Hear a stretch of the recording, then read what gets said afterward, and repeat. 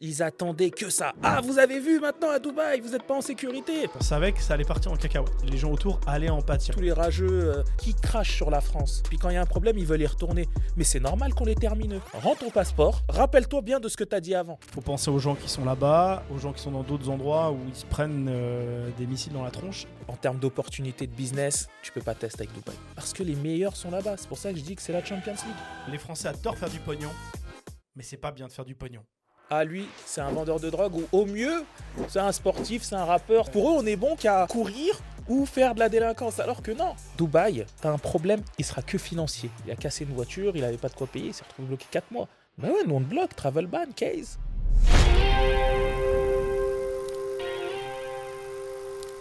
Il n'y a pas trop de vols internes dans les Émirats. Il n'y a pas trop de vols internes.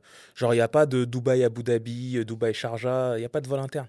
Les vols, ça va plus être des vols Dubaï-Doha, tu sais, dans les autres pays du Moyen-Orient, GCC. Il y a des perturbations. Il y a des perturbations sur les vols, vu ce qui se passe actuellement, tu vois. Les vols, ils ont été suspendus pendant un moment, et puis après, ça a repris progressivement. Et puis, des fois, il y a des vols qui sont annulés. Tu vois, il y a des destinations où pour le moment, ils y vont plus. Il y a moins de vols, en fait. Il y a moins de vols.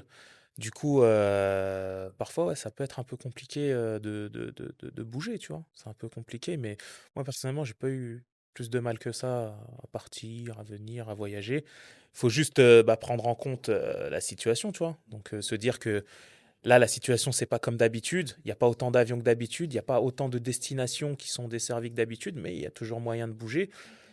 Faut s'organiser, prendre ses précautions, et puis voilà. Toujours se dire que à tout moment, le vol il peut être retardé, voire même annulé, parce qu'il peut se passer quelque chose qui fait que par sécurité, on retarde, tu vois, on annule. Donc, Comment ça s'est passé? T'étais là au moment où ça s'est passé, où ça a débuté, ou t'étais pas du tout à Dubaï? j'étais là. Ok. J'étais là. J'étais là. Mais, tu sais, c'est tellement, comment dire, inimaginable, tu vois, je veux dire, Tu t'y attends pas une seule seconde, ouais. jamais, jamais je me dis, t'as vu, on va vivre un truc comme ça.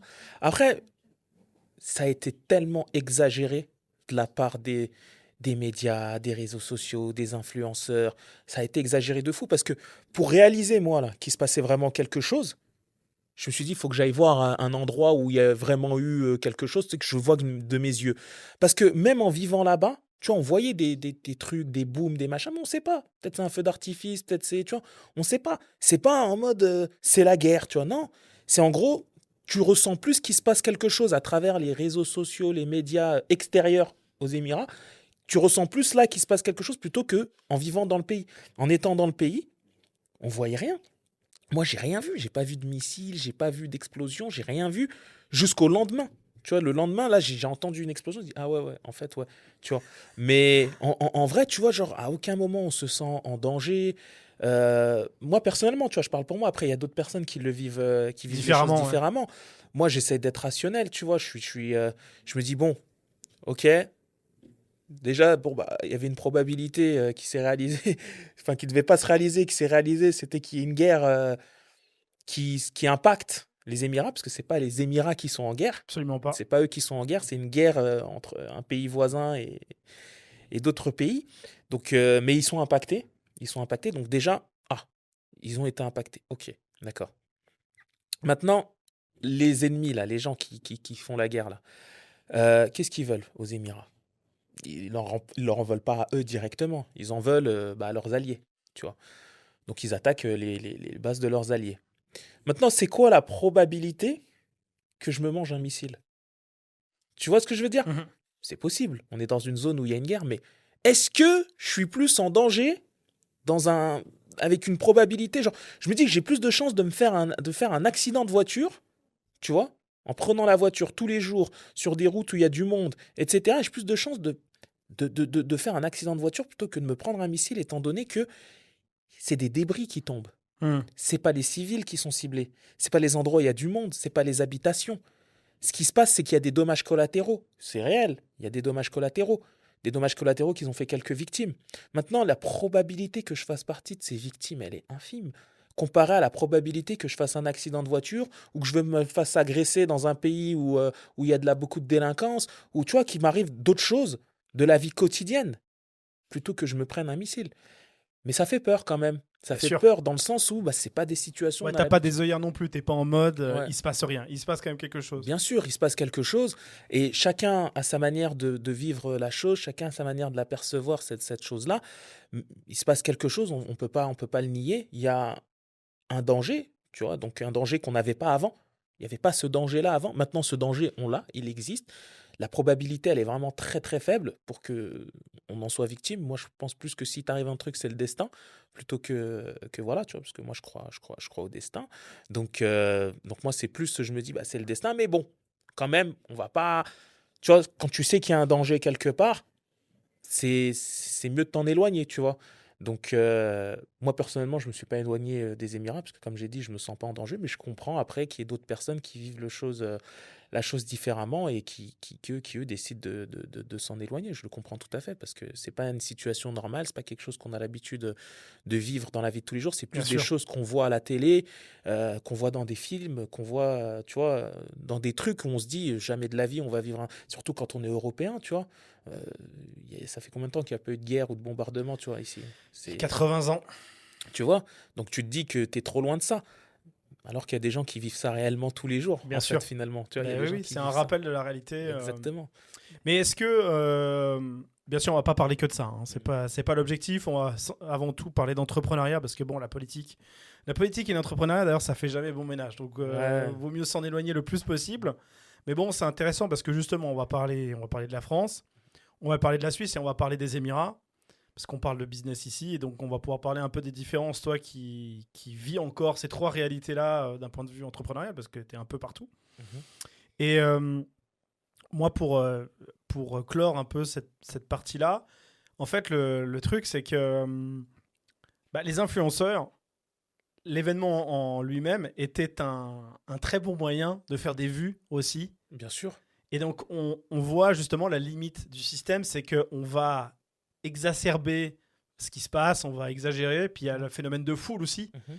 où tout le monde va faire va crier. En fait, j'adore parce qu'on parle des influenceurs, mais en vrai, on parle d'une influenceuse en France.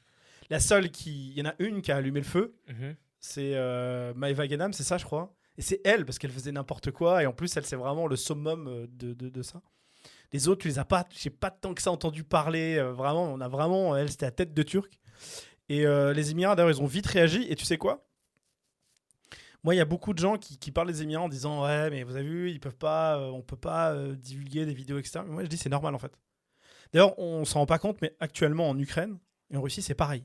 En Ukraine, on fait en sorte de filtrer un peu. D'ailleurs, pendant nos propres guerres à nous, c'était le cas aussi. Parce que c'est pour éviter qu'il y ait la panique, en fait. Parce qu'il y a des profiteurs aussi de ça. Et encore plus avec les réseaux sociaux maintenant, comme je le disais avec les influenceurs, etc. Mais même des bots, etc. Des gens, ils veulent faire des vues, tu sais, pour avoir de l'argent sur TikTok, etc. Et même des images IA, des trucs qui n'ont rien à voir. Et franchement, le positionnement des Émirats qui est de dire, bon, on va se calmer. Nous, on veut que des informations qui soient diffusées et vérifiées par nous. Moi, ça me choque pas. Au contraire, surtout quand on sait que les Émirats, quand même, son propos, c'est de montrer que c'est un pays stable. Donc c'est normal de ne pas vouloir laisser n'importe qui dire n'importe quoi. Et moi aussi, j'ai eu d'autres échos, comme toi, des gens qui étaient sur place. Ils m'ont dit la même chose que toi. Ils m'ont dit, oui, alors c'est sûr que c'est pas tout à fait comme avant, mais je ne me sens pas... Enfin, t'es pas en Israël, quoi. Où toutes les 2 heures, tu as des sonneries, et puis là, tu as des vrais missiles avec C'est des ça. vrais bâtiments qui s'écroulent. Ouais. Et où là, ils s'en fichent, c'est civil et ils s'en battent les steaks. On va se dire franchement la vérité. C'est en fait, tu vois, euh, l'information, ils la contrôlent, ils essaient de la contrôler, même si c'est difficile de contrôler les téléphones de tout le monde, ce que tout le monde diffuse. Aujourd'hui, avec les réseaux sociaux, ça va super vite. Mais ils essayent en tout cas de faire un travail pour limiter un petit peu les informations qui sortent. Et il y a des gens qui disent ah, t'as vu, ils censurent, etc. Machin, tu vois, toujours, ils essayent de trouver un problème, parce que Dubaï, les gens, ils attendaient que ça. Ah oui, oui. Ils attendaient que ça. Ah, vous avez vu maintenant à Dubaï, vous n'êtes pas en sécurité. Chais, quoi, un peu. Ouais, voilà, tu vois. Tu sais, Ouais. tous les rageux, tu sais, voilà, les gens, ils attendaient le truc, et ils mélangent tout, et ils mélangent tout le monde. Et en gros, ouais, il y a des influenceurs qui parlent, tu vois, et c'est leur taf de parler. Mais leur taf, en fait, c'est pas de raconter, de devenir des journalistes, leur taf à ces gens-là.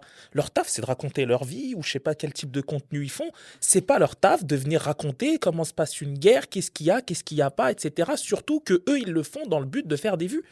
C'est-à-dire que aujourd'hui, une guerre, elle se joue plus seulement avec des armes.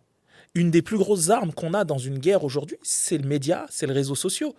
C'est-à-dire que si cette arme-là, elle n'est pas contrôlée, si on a des gens qui viennent, qui diffusent tout et n'importe quoi, parce qu'au début, comme je te l'ai dit, moi, avant d'y croire, alors que j'étais sur place, fallait que j'aille voir dans un endroit où s'est réellement passé quelque chose, parce que j'ai reçu des vidéos, j'ai vu des vidéos où je voyais des endroits où j'avais l'habitude d'aller en train d'exploser. Je me dis, mais c'est impossible, c'est pas possible que d'une minute à l'autre, on se retrouve. Et c'était pas vrai. C'était pas vrai. Oui. Je suis allé dans des IA endroits. et tout, Ouais. Non, mais même des images de trucs à l'ancienne. Des trucs, t'as vu que c'est arrivé il y a 5 ans, 10 ans. Ça a pris feu. Et puis... Ouais, des incendies, des trucs dans d'autres pays. Ils ont dit c'est Dubaï. En vrai, c'est quoi? C'est les gens qui ont saisi le prétexte, donc ceux qui saisissent le prétexte de cette guerre pour dire vous voyez Dubaï, vous n'êtes pas en sécurité, et ceux qui saisissent le prétexte de cette guerre pour dire, pour faire des vues, pour faire les victimes, oh, on est en danger, on va mourir, etc. Alors que c'est pas du tout le cas. Il y a eu des trucs qui sont passés, il y a eu des victimes, on va pas, tu vois, faire très peu de victimes, des dégâts, plus de dégâts matériels que de dégâts humains, Dieu merci. Mais en tout cas, c'est normal qu'un pays il cherche à contrôler son image, etc. Parce qu'aujourd'hui, tu peux détruire une réputation, une image, juste avec les réseaux sociaux. Tu peux faire détruire des réputations, faire ce que tu veux en diffusant des fausses images, des fausses rumeurs, des fausses vidéos. Surtout maintenant, il y a l'IA, tu peux faire ce que tu veux. Donc c'est normal qu'ils disent que nous, on veut que les informations qui sortent, ça soit que des informations de sources officielles. C'est-à-dire, en gros, la source, elle est officielle, voilà, il s'est passé ça à tel endroit, c'est officiel, c'est réel, c'est avéré. C'est pas un gars qui est là, qui fait de la course aux vues, qui veut faire des vues sur TikTok ou je ne sais où, qui va sortir, qui va dire « Ah, il y a tel bâtiment, il a été bombardé, Burj Khalifa. » À un moment, il disait que Burj Khalifa, il a été bombardé. Incroyable. Burj Khalifa, il a été bombardé, il disait « C'est fou. » C'est quoi ça? Juste pour faire des vues. Ouais, bien sûr. C'est complètement fou de faire. C'est pas bien. Ça crée de la panique. Les gens se rendent pas compte à quel point le mal qu'ils font, en fait. Mais bien sûr. Mais ils font même du mal. T'as ceux qui mélangent tout, qui font du mal aux gens, qui mélangent les influenceurs, les trucs. Parce que d'un autre côté aussi, les influenceurs qui sont là, et tout le monde d'ailleurs, qui crachent sur la France, qui crachent sur le pays d'où ils viennent parce qu'ils ont quitté le pays. Et quand ils sont là-bas, ils crachent. Et puis quand il y a un problème, ils veulent y retourner. Mais c'est normal qu'on les termine. Oui, c'est ça. Fallait pas. Et c'est ce que je te disais quand je te parlais justement de la demoiselle en question. Ouais. Elle était vraiment symptomatique de ça. Parce qu'elle disait justement avant, ouais, Dubaï, la France c'est de la merde, etc. Et à ce moment-là, d'un coup, la France venait nous sauver. Et je pense que les gens ont fait une fixette là-dessus et ils font un espèce de parallèle où ils disent tous les gens à Dubaï sont comme ça. Mais Dubaï, c'est pas du tout ça. Eux, c'est des guignols. Hein. Moi, personnellement, j'ai pas suivi ce qu'elle a dit, ce qu'elle a pas dit, ce qu'elle a fait, son passé, truc machin. Ouais. Moi, je fais une généralité parce que je sais que ça existe. Donc, je cible pas une personne en particulier, un influenceur en particulier ou quoi que ce soit. Mais il y a des gens. C'est pas forcément ces influenceurs télé-réalité ou quoi, mais il y a des gens qui sont connus sur les réseaux sociaux, qui ont quitté la France et qui ont craché sur la France et qui aujourd'hui vivent un moment un petit peu de panique et se rappellent qu'ils sont français. Mais tu te rappelles pas, il y a 1 an, 2 ans, là, quand tu crachais sur la France? Faut pas faire ça. Ouais, faut pas être ingrat. Faut pas quitter la place d'où tu viens sale. Aujourd'hui, on a beaucoup de personnes comme moi, comme d'autres, ont fait le choix de s'expatrier pour des raisons qui nous regardent. Maintenant, voilà, tu t'es plus aligné avec la France, t'es plus aligné avec la Suisse, t'es plus aligné, peu importe, avec le pays d'où tu viens, tu décides de partir. Mais tu peux pas faire comme si ce pays... il avait, tu vois, il y a des problèmes dans ces pays-là, il y a des problèmes qui sont réels, qu'il faut qu'on n'ait plus alignés. Mais il ne faut pas oublier que ce pays-là, il t'a donné déjà un passeport, passeport qui te permet de pouvoir voyager où tu veux dans le monde. Mais crois-moi que ça, c'est une chance que les gens ne se rendent même pas compte. C'est vrai que ça, souvent, je l'entends. Je te jure. C'est un truc de fou, les gens ne se rendent pas compte. Le passeport français est l'un des plus forts passeports au monde. T'as le passeport, tu sais. On parle aussi du passeport suisse pour ceux qui sont suisses aussi. Oui. Et tu vois, en gros, il y a des problèmes dans ce pays qui, on l'espère, un jour seront réglés et feront que les Français, les personnes, ils se sentiront mieux, plus en sécurité, ils seront plus alignés avec la philosophie et tout ce qui se passe dans le pays pour pouvoir revenir y vivre. Mais en attendant, quand tu t'y retrouves pas, tu décides de partir ailleurs et c'est OK, il n'y a pas de problème. Tu n'es pas obligé d'insulter la France. Mais tu n'es pas obligé de partir en insultant, tu n'es pas obligé de partir comme si que...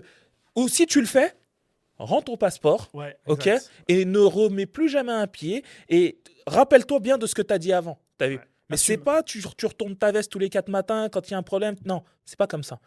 Il y a des problèmes en France, dans d'autres pays.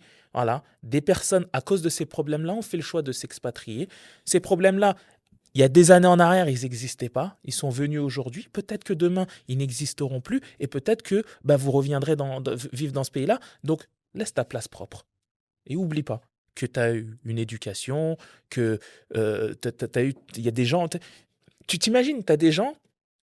Aujourd'hui, c'est vrai qu'il y a de la discrimination, il y a des trucs, c'est vrai, c'est réel. bien sûr. L'entrepreneuriat, c'est dur. Ouais. Il y a plein de choses qui sont devenues L'URSSAF. difficiles. Ouais, c'est dur. Ouais, c'est dur. Franchement, c'est dur. C'est dur la France en ce moment.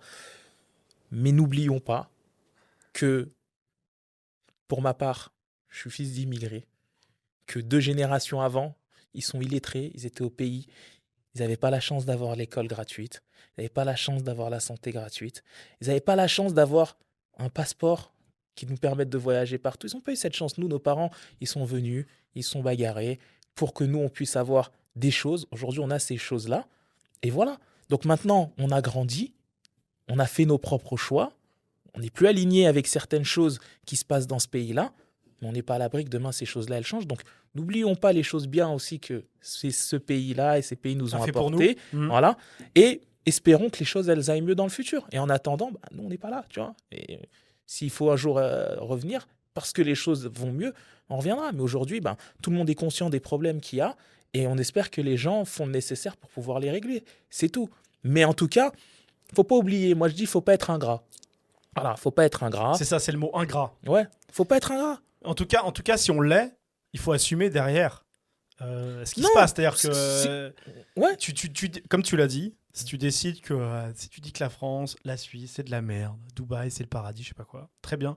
Mais comme tu as dit, t'assumes comme un grand garçon. Et voilà. Et tu rends ton passeport. Ouais. Et puis, on verra bien si. Tu veux plus être français. Tu vois, tu rends ton passeport.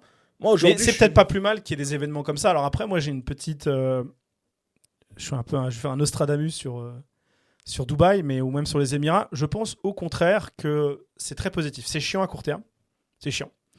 Mais c'est très positif. Pourquoi ? Parce que quand le pire arrive comme ça, maintenant on sait que c'est possible et il y a quelque chose dans le cerveau qui va se mettre en route, de se rappeler, ah ouais, faut pas oublier qu'il y a le détroit d'Ormuz et de l'autre côté, ça peut partir en cacahuète et qu'il va falloir vraiment faire le nécessaire pour que on puisse plus subir ça. Donc je pense que les Émirats, ils vont agir de manière très importante pour leur propre protection et qu'il y a la loi des statistiques, c'est que ça peut pas se reproduire comme ça 2 fois.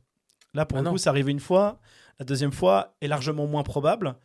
Et donc, ça va être un peu chiant à court terme. Mais moi, je pense que ça annonce beaucoup de prospérité parce que de toute façon, n'importe qui s'intéresse un tout petit peu à la géopolitique, moi, c'est mon cas depuis l'adolescence, c'est un sujet qui me passionne.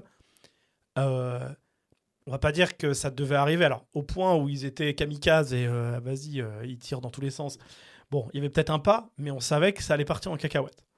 Et forcément, les gens autour allaient en pâtir. Peut-être pas jusqu'à ce point-là, mais quand même un petit peu. Maintenant, c'est là. Donc maintenant, on peut être dans l'action, on peut agir.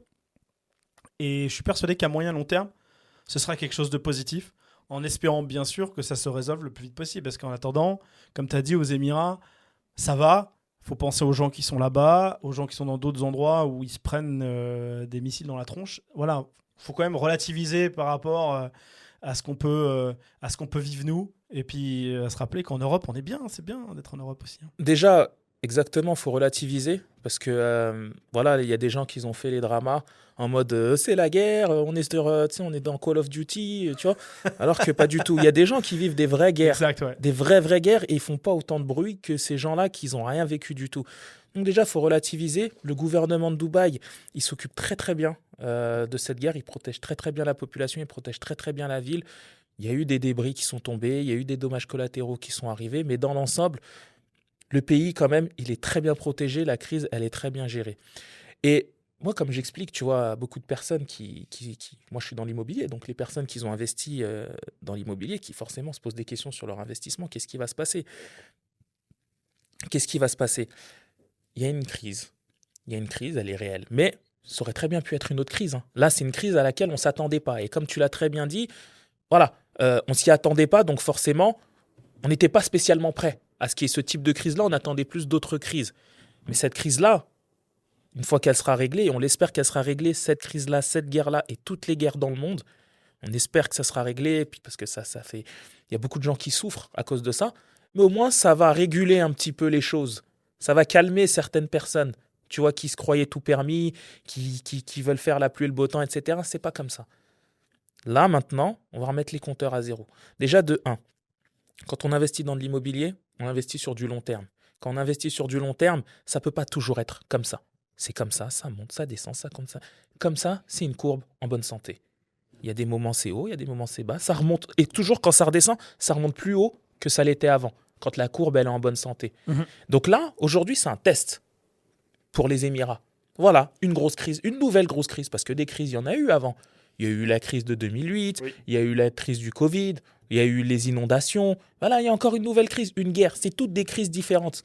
Et toutes les crises précédentes, elles ont été gérées à merveille. C'est-à-dire que c'est redescendu et c'est remonté encore plus haut. Donc pourquoi là, ça serait différent?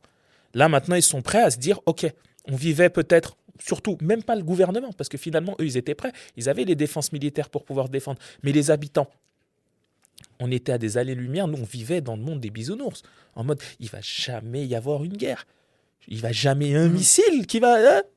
C'est quoi ça? Jamais de la vie, tu te crois? Ou quand on me disait ça, je rigolais moi, tu vois, tellement pour moi c'était improbable. Mais maintenant on sait que c'est réel. Ok, bah maintenant celui qui va venir s'expatrier à Dubaï, il sait qu'il est dans une zone où il sait que dans l'histoire de Dubaï, il y a eu une guerre. Donc t'as vu, tu vas vivre plus de la même manière, et tant mieux. Un homme averti en vaut deux. La deuxième chose, c'est que ça va réguler un petit peu aussi le marché. Moi, je parle dans l'immobilier. Parce que il faut des fois, de temps en temps, un petit nettoyage, tu vois. Comme la bourse. Exactement, tu vois. Et là, ben, t'as vu, il y avait la hype de Dubaï, l'immobilier, truc, machin. Non. Là, maintenant, il va rester que les vrais. Moi, comme j'explique, c'est la Champions League qui démarre. Là, maintenant, c'est les vrais. C'est-à-dire, en gros, tous les tu sais, il y avait beaucoup de projets, beaucoup d'agents, beaucoup, tu sais, c'était devenu trop, tu vois, trop et On risque d'avoir une bulle d'ailleurs. ouais, c'est en gros, c'était devenu trop dans le sens où moi je parle de l'image, tu vois, que ça renvoyait de l'immobilier et tout, c'était devenu n'importe quoi, tu sais, au bout d'un moment, tu sais, t'as des gens, ils ont rien à voir, frère, t'as vu, on respecte tout le monde, on respecte tous les métiers, mais je veux dire, tu vois, tu peux pas t'improviser expert en immobilier du jour au lendemain parce que tu vois qu'il y a une opportunité et tu peux pas, en tant qu'investisseur, suivre n'importe qui. Voilà. Donc ça va faire un nettoyage. Ça va faire un nettoyage. Ça va éliminer tous les agents, voilà, les agents et les agences un brebis peu, galeuses. voilà, un peu bizarres, tu sais, opportunistes qui sont venus saisir une opportunité, mais qui en vrai, il n'y avait pas de fond. On sautait. Tous les projets un peu, tu vois, les promoteurs aussi qui sont venus, qui font des projets un peu, voilà, qui sont pas ouf, tu vois, qui sont pas ouf, qui sont pas dans des, qui a pas de profondeur aussi, pareil, ça va être compliqué pour eux. Et puis ceux qui ont investi, tu vois, en suivant une hype, sans savoir pourquoi ils investissaient, comment ils investissaient, bah aujourd'hui ils vont réaliser que l'investissement aussi, tu vois, c'est pas quelque chose à prendre à la légère, tu vois, c'est quelque chose qui se réfléchit et qui se fait pas n'importe comment avec n'importe qui. Donc ils vont réfléchir, ils vont se servir de cette histoire pour mieux recommencer. Mais moi, je suis super optimiste parce que toutes les raisons qui ont fait que les personnes ont investi à Dubaï ces dernières années, elles n'ont pas bougé. La sécurité, parce que, ok, il y a une sécurité, il y a une guerre, mais ça peut toucher n'importe qui, mais la Bien sûr. sécurité à l'intérieur du pays, elle n'a pas changé. On se sent toujours en sécurité. Moi, je sors pas de chez moi en me disant quand je vais rentrer, on va me cambrioler. Les gens, ils laissent toujours leur porte ouverte. Il n'y a rien. C'est pas devenu l'anarchie parce qu'il y a eu la guerre. Alors que tu as d'autres pays, si cette situation-là, elle arrivait, ça serait la guerre civile. Là, ça n'a rien changé. Les gens, ils vivent leur vie normalement. Il n'y a pas de débordement, il n'y a pas d'émeute, il n'y a pas de panique, il n'y a rien. Ceux qui ont peur, ils partent. Mais ils font rien de bizarre dans le pays. Et ça n'a pas changé. Donc on se sentira toujours en sécurité à ce niveau-là parce que le pays, il a fait le travail pour ça. Les avantages fiscaux, ils n'ont pas changé. Ils n'ont pas dit, ah, il y a une guerre, alors maintenant on va mettre des taxes. Non. Les avantages, les rendements dans l'investissement, etc., tout ça, ça n'a pas changé. C'est toujours aussi attractif. Alors certes, il y a une baisse, et tant mieux, parce que ça va ouvrir des nouvelles opportunités. Un vrai investisseur, il n'attend pas que le marché il soit tout en haut pour investir. Non, c'est les crises qui créent des opportunités. On savait qu'il y avait une crise qui allait arriver et qu'il y a des opportunités qui allaient arriver. Il y a des personnes qui attendaient que ça. Et bien maintenant, la crise, elle est là. Il y a des opportunités qui vont arriver. Les vrais investisseurs, ils vont les saisir. Ils vont patienter en attendant que le marché il remonte. C'est ça l'investissement. Les mecs qui sont là, tout le monde parlait du Bitcoin là. Tu vois, le Bitcoin, ah t'as vu, il est à 120 000. T'as vu quand il est monté à 120 000. Mais il fallait l'acheter quand il était à 20 000. Là, il y a 2 ans en arrière, il était à 20 000. Pourquoi tu ne l'as pas acheté? Parce que tu n'y croyais pas. Et quand en 2017, il était à 6 000, 7 000 et que personne ne connaissait, pourquoi tu ne l'as pas acheté? Voilà. Parce que les gens, ce pas des opportunistes, ce pas des investisseurs. Ils voient que les gros titres, la panique, etc. Et ils suivent la hype. Mais les vrais investisseurs, ils suivent le fond du truc. Et dans le fond, tu sais que c'est un pays qui est solide, souverain, qui est déjà... qui génère de l'argent, tu vois, le pays en entier, pas seulement Dubaï, tu vois, parce qu'ils sont supportés aussi Dubaï par Abu Dhabi, donc qui génère de l'argent grâce à d'autres économies, d'autres revenus, tu vois, qui font que déjà ils ont les fonds nécessaires pour pouvoir se relever de cette crise et de n'importe quelle autre crise financièrement parlant, déjà pour commencer.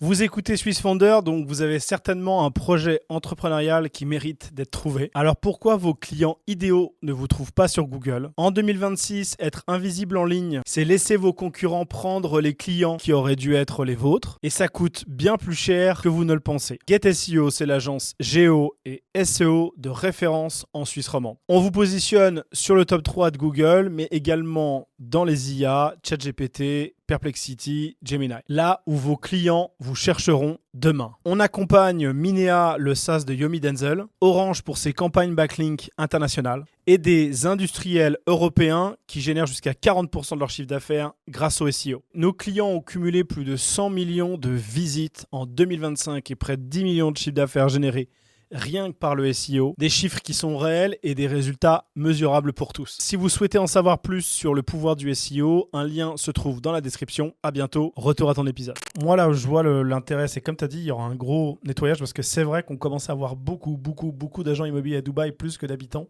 Ça commençait à être... Je te jure.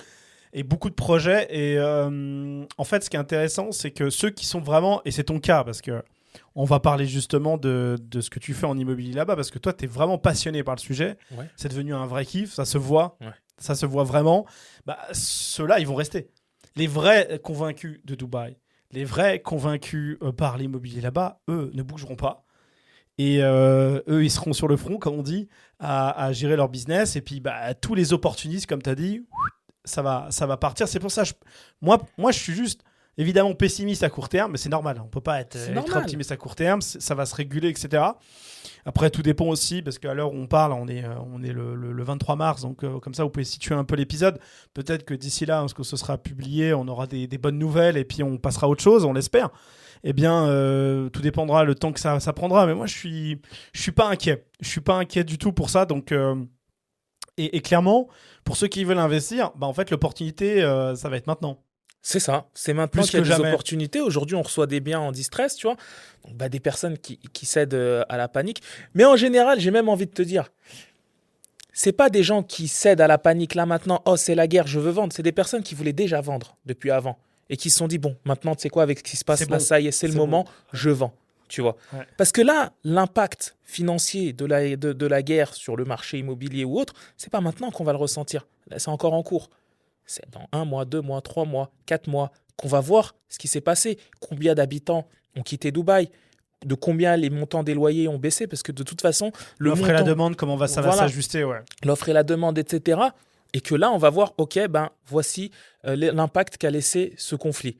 Mais maintenant, derrière, on a un gouvernement qui est solide et qui va mettre le paquet pour faire remonter la barre, parce qu'il y a un plan. Il y a un plan qui dure jusqu'à Dubaï, c'est le plan directeur de Dubaï 2040 qui vise à faire de Dubaï la meilleure ville du monde. Il y a le nouvel aéroport qui se construit, qui va être 5 fois plus grand que l'aéroport actuel, le plus grand aéroport du monde, à faire de Dubaï la meilleure ville en termes d'éducation, avoir les meilleures écoles du monde, avoir les meilleurs hôpitaux du monde, avoir les meilleures technologies du monde, rendre le pays à 60% vert, donc rajouter des espaces verts, faire de Dubaï la meilleure ville du monde et doubler la population. Aujourd'hui, il y a 4 millions. Ben, on veut qu'en 2040, il y ait 8 millions. Il faudra les loger, ces gens-là. Donc, alors peut-être que, à cause de ce qui s'est passé, ça va peut-être un peu ralentir le process. Et encore, le process, il a été accéléré parce qu'il y avait vraiment plus d'habitants là dernièrement que ce qu'ils attendaient. Donc, il y en a certains qui vont partir, mais ils reviendront. Ils reviendront parce qu'ils vont faire le tour du monde. Ils vont aller en Thaïlande, à Bali, ou je ne sais où. Ils feront les comparaisons. Ils feront les comparaisons et ils se diront, franchement, on était bien à Dubaï, en fait. Allez, on y retourne. C'est ça. Ça fait une petite pause tranquille, mais les gens, ils vont revenir. Les gens, ils vont revenir et des nouvelles personnes encore viendront. C'est pas c'est cyclique. Ouais, c'est cyclique. C'est cyclique. Bon, n'importe qui entreprend le sait. Voilà. Quand tu entreprends, dans quoi que tu fasses, il faut avoir la vision court terme, moyen terme, long terme. À court terme, il y a une crise, il va y avoir un impact. À moyen terme, il va y avoir des solutions qui vont être amenées pour relever cette crise. Et à long terme, ça va repartir. Quand tu as la vision, tu te concentres sur le long terme, bah, tu vas savoir gérer le court terme et le moyen terme. Tu vois. Mais quand tu te concentres que sur le court terme, tu vas paniquer et tu vas faire des erreurs. Donc, il faut se concentrer sur, voilà, il faut avoir un plan, des objectifs, court terme, moyen terme, long terme, et après, tu avances en Tu déroules. conséquence, tu déroules. Et c'est comme ça que les choses, elles avancent. Bon, on va en profiter maintenant avec cette belle introduction qu'on vient de faire, assez longue. Ouais. Est-ce que tu peux te présenter en quelques mots parce que tu fais pas que de l'immobilier. Salimou, mais qui es-tu? Alors, Salimou, donc entrepreneur, donc je suis originaire d'Annemasse. Je suis né à Annemasse, donc on est frontaliers, nous. N'ayez pas peur, les Suisses, ne partez pas tout de suite. Tout va On bien est- se passer. Tout va bien se passer. Et du coup, je suis donc un frontalier. Et puis, j'ai monté mon premier business à Genève en 2016 dans la location de voitures. Donc, une agence de location de voitures qui s'appelle Black Rent. Voilà. Donc, une agence de location de voitures. De luxe, on précise de ou luxe. pas Ouais, spécialement de luxe. Mais après, on fait aussi de l'éco, de la sportive, voilà. Mais on était spécialisé dans le luxe, on l'est toujours d'ailleurs. Donc voilà, en 2016, donc ça a très bien fonctionné, voilà, assez connu sur le marché. Et puis en 2019, j'ai fait la même chose du côté de Dubaï, une agence de location de voitures, donc pareil, qui s'appelle aussi Black Rent Dubaï. Donc pareil, location de luxe, de voitures de luxe, etc. etc. Mais à côté de ça, j'avais une petite passion, on va dire, c'était l'investissement, l'immobilier, l'entrepreneuriat en fait en général. Déjà, Bien sûr. c'est une passion, mais j'aimais beaucoup l'immobilier en tant qu'investisseur. Et j'ai découvert le marché immobilier de Dubaï, donc parce que ça fait longtemps que j'allais à Dubaï en vacances, voilà. Et puis c'était un Ouais, pays t'es que vraiment un convaincu depuis Ouais. longtemps. Tu étais Ah déjà avant, tu étais déjà à faire des allers-retours avant Covid parce que Ah bien le sûr. Covid ça a explosé. Ah mais oui, mais moi je me suis installé à Dubaï, c'était avant le Covid déjà. Voilà. Je fais partie de la vague d'avant Covid. Et j'allais à Dubaï depuis des années. J'allais 2, 3 fois par an en vacances à Dubaï. Et j'ai toujours su que. Après, il y avait d'autres pays que j'aimais bien. J'aimais bien le Maroc aussi. Et je me suis toujours dit, si un jour je décide de partir, j'irai dans un de ces pays-là. Et je me suis toujours dit que je quitterai jamais cette région pour aller m'installer à Paris, pour aller m'installer dans le sud de la France. Pour moi, on est dans la meilleure région Je suis de d'accord, France. ouais. Même Genève, c'est super. C'est bien. C'est bien pour vivre, tu vois. T'as la montagne à côté, t'as le lac l'été, et puis l'ambiance, tu vois, c'est calme, c'est tranquille, tu vois. Et On est bien, on hein, est, franchement. on est bien, tu vois. On est bien. Et mais je me suis toujours dit, si un jour je décide de partir, ben, j'irai dans un pays où j'ai pas ce que j'ai ici. Et c'était soit le Maroc, soit Dubaï. Et puis après, en termes d'opportunités de business, tu peux pas tester avec Dubaï. Ouais, c'est clair. Tu peux pas tester. J'ai choisi d'aller à Dubaï. Et puis en plus, ça répondait à une problématique que j'avais dans la location de voiture. C'est que bah, je faisais un marketing en fait où je ciblais vraiment toute la France, tous les francophones et tout. Mais j'étais basé à Genève. Et on loue des voitures. Donc ça veut dire qu'un client qui veut louer une voiture à Genève, ce qui doit venir jusqu'à Genève quand il est de Paris, c'est pas évident. Et puis si on doit livrer la voiture à Paris non plus, c'est pas évident. Il y avait un problème. Donc ça veut dire que il y avait cette frustration de se dire ah c'est dommage, on a des clients partout mais on peut pas tous les servir. Comment faire? Ah faut ouvrir un peu partout. Non c'est trop cher. Faut investir combien pour avoir des voitures partout dans la France? Ou en termes de logistique c'est compliqué. Et après je me suis dit et j'allais justement souvent en vacances à Dubaï. Et à Dubaï, il y avait un problème dans les locations de voitures parce qu'il y a beaucoup de personnes à l'époque qui allaient à Dubaï pour louer des voitures. Parce que c'était un des seuls endroits au monde où tu pouvais avoir des voitures de location de luxe à un prix abordable et pas avec des cautions excessives. Parce qu'ici, les cautions, c'était des 20 000, 30 000 quand tu voulais louer une voiture de luxe. Là-bas, c'était 5 000 dirhams, tu vois, ça fait 1 200 euros, 1 300 euros. Donc c'était un endroit où il y avait des gens, ils y allaient avec un budget location de voiture spécialement pour louer des voitures. Mais le problème, Ok. c'est que tu as affaire à des gens parfois qui étaient malhonnêtes. C'est-à-dire que quand tu payais la caution, là-bas, le système il est différent d'ici, le système des amendes. Tu as ici les amendes, quand quelqu'un loue une voiture, tu peux le dénoncer. Et l'amende, elle vient à son nom. Alors que là-bas, tu peux pas dénoncer. Tu parles de L'amende, la Suisse. la Suisse, la France et autres, Oui, tu c'est vrai, tu- très juste. Ouais, tu très peux juste. dénoncer. Là-bas, Une tu peux amende pas. contre d'un flash ou de. Ouais. Ok, j'ai compris. Un client, il te loue la voiture, il se prend une amende. Soit il te la paye directement et toi tu la payes, soit il fait le mort. Dire, je Et suis une puis boîte de loc et c'est un tel qui a voilà, fait le. tu renvoies, tu as les preuves et tout, tu renvoies et puis l'amende, elle va à son nom. Voilà. Sauf qu'à Dubaï, c'est pas comme ça que ça se passe. D'accord. À Dubaï, l'amende, elle est sur la voiture et sur son propriétaire. Elle est intransférable. Ça veut dire qu'en gros, les loueurs de voitures, ce qu'ils font, c'est que quand ils prennent une caution, ils la gardent 21 jours après le retour du véhicule. Pour justement pouvoir couvrir le fait que s'il y a une amende qui arrive en retard, eh ben, que la caution puisse couvrir cette amende. Alors ça fait que y a tout le monde, tous ceux qui louaient des voitures, ils partaient en laissant leur caution là-bas, en espérant la récupérer 21 jours plus tard. Sauf qu'il y a plein de loueurs qui ne les rendaient jamais les cautions. D'accord. Et ça fait que c'était un problème. Et puis des fois, il y en a qui, tu leur commandes une voiture, ils te ramènent une voiture qui n'a rien à voir. Et puis aussi, il y a la barrière de la langue. Parce que les Français, parfois, on est des très mauvais élèves en anglais, tu vois. Donc, on ne parle pas anglais, tu vois. Donc, ça veut dire que quand tu parles tu voyages dans un pays et puis tu ne parles pas anglais, c'est difficile, tu vois, de se comprendre. Il y avait un problème, en fait. Et je me suis dit, j'ai la solution. Moi, j'ai le problème aussi d'avoir des clients que je ne peux pas servir. Et je ne peux pas aller chez eux. Donc, je vais aller dans un endroit où eux tous, ils vont venir. Ok, d'accord. Et je me suis dit, tous les Parisiens, les Lyonnais, voilà. ou même des gens qui viennent d'Allemagne Exactement, ou autres, qui veulent se faire un kiff. Là, je peux tabasser en marketing, tu vois, faire le marketing comme j'ai l'habitude de faire avec les influenceurs, etc. Tu vois. Ça joue, ça marche bien avec Dubaï. Ouais. Et du coup, ces gens-là, quand ils vont venir à Dubaï, ils vont venir chez moi, tu vois. Et j'aurais plus ce problème de devoir aller chez eux. Et je me suis dit, allez, let's go. Mais attends, t'as pas fait des stories avec des influx français? Si. J'ai eu Thomas, Nabila, oui, mais j'ai eu Karim Benzema, j'ai eu Dadju, j'ai eu... C'est vrai, mais attends, mais je viens de penser, et c'était Black Rent. Ouais. Mais oui, mais j'ai déjà entendu ce nom. Je cherchais depuis tout à l'heure. Ouais. J'ai dû le voir à l'époque sur Snapchat, parce que c'était il y a 6 ans, un truc comme ça.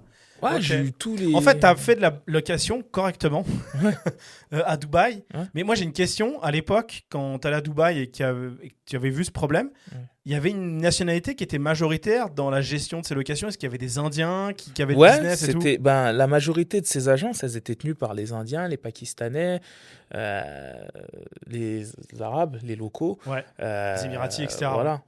Pas forcément, mais tu sais, des Syriens, des Libanais, tu vois, des comme ça. Et donc, le côté d'être français et d'avoir un service français. Exactement. Le francophone et même l'européen. Exactement. Dit, parce qu'il y avait très peu d'agences. Je fais partie des premières agences françaises de voitures de location à Dubaï. Okay. Il y en avait quelques-unes avant, mais c'était pas aussi répandu que maintenant. C'est dingue. Moi, j'aurais cru que c'était... C'est fou à quel point tu te rends compte qu'il y a des business, ça paraît logique. Tu te dis, à Dubaï, même moi, en 2019, tu te dis, ça y est, c'est rincé. Il y a quelqu'un qui a déjà dû vraiment faire bien le truc et il n'y a pas d'argent à se faire. Mais si, en fait. Et tout le temps, en fait. C'est ça un vrai truc avec le business. Il y a plein de gens qui se disent, ah ouais, mais je peux pas lancer tel truc, il y a déjà trop de monde. Mais c'est faux. On se rend même pas compte à quel point, des fois, le marché, il est nul. Genre, les produits qui sont sur le marché sont pas si dingues que ça. Et tu viens, tu fais les choses juste mieux que les autres. Un peu mieux, t'inventes rien, tu lui mets pas des ailes à la voiture. Hein. Ouais. Genre... En fait, les gens, tu sais, pour se lancer dans l'entrepreneuriat, ils ont l'impression qu'il faut avoir une idée de génie, un concept de génie, un truc de génie, sinon ça va pas fonctionner. Mais personne n'a rien inventé. J'ai pas inventé la location de voiture, j'ai pas inventé l'immobilier, j'ai rien inventé. Même toi, ce que tu fais, tu l'as pas inventé. Il y a des gens qui l'ont fait. Toi, t'as décelé qu'il y avait un problème dans ce truc-là et t'as apporté une solution. T'as amélioré le truc. Tu l'as fait à ta manière, tu l'as fait à ta sauce. Mais t'as pas besoin d'être un génie pour lancer un business. Juste être opportuniste, saisir des opportunités et faire les choses bien si tu veux être périn. Parce que t'as des gens, ils vont rentrer dans un truc, ils vont mettre une frappe et ça va pas durer longtemps. Mais si tu veux que ça dure longtemps, il faut que tu aies un plan long terme et qui fait que ton truc, il va durer longtemps. Ton business, il va durer longtemps pour assurer la pérennité. Mais en vrai, il n'y a pas besoin d'être un génie. Moi, il y avait déjà de la location de voiture à Dubaï. Je me suis dit, mais attends, moi, je suis client de location de voiture et je me rends compte que il y a un problème à ce niveau-là parce que les cautions, elles ne reviennent pas, la barrière de la langue, etc. Moi, je suis un professionnel, je connais le métier, j'ai opéré en Suisse, je vais ramener ma petite touche là-bas. Puis ça a fonctionné. Et puis on s'est mangé le Covid, on ne savait pas trop comment on allait faire. Et puis Dubaï, ils ont su justement bien gérer cette situation. Ça a été un des premiers pays qui a été ouvert justement après le Covid et qui a fait que ça a attiré énormément de monde. Et derrière, on a pu bosser et puis on a pu rattraper tout ce qu'on a perdu pendant le Covid. C'est ça, la gestion d'une crise. Tu vois, d'être dans un pays où la crise, elle est gérée comme il faut. Il y a des pays où ils ont donné des crédits Covid. Je crois que les gens, ils payent encore les crédits aujourd'hui. Ça a aidé personne, en fait. Tu vois. Là-bas, non. Ils ont facilité les commerces, les business, en mettant certaines restrictions, mais en facilitant pour que tout le monde puisse retravailler de la meilleure manière et puis tout le monde puisse vivre de la meilleure des manières. Ils ont su gérer cette crise comme personne. Pourquoi on va douter aujourd'hui comment ils vont faire pour gérer cette crise de la guerre? Ils vont la gérer. Ils vont la gérer comme ils ont su gérer toutes les autres crises. Et c'est pour ça que je regrette. Mais c'est la meilleure décision que j'ai prise de ma vie d'aller m'expatrier à Dubaï et de travailler là-bas. Tout ce que j'ai appris, tu vois, au-delà du fait d'avoir pu faire des business, mais tout ce que j'ai appris. Je peux te dire que dans ma carrière d'entrepreneur, 80% de ce que je sais, de mon mindset et tout, ça vient de là-bas. Des gens que tu rencontres, des choses que tu vis, des choses que tu réussis, des choses que tu ne réussis pas. Forcément, parce que là-bas, j'ai tenté d'autres trucs qui n'ont pas forcément marché, mais j'ai appris tellement à travers ça, ne serait-ce même que l'immobilier, tu vois.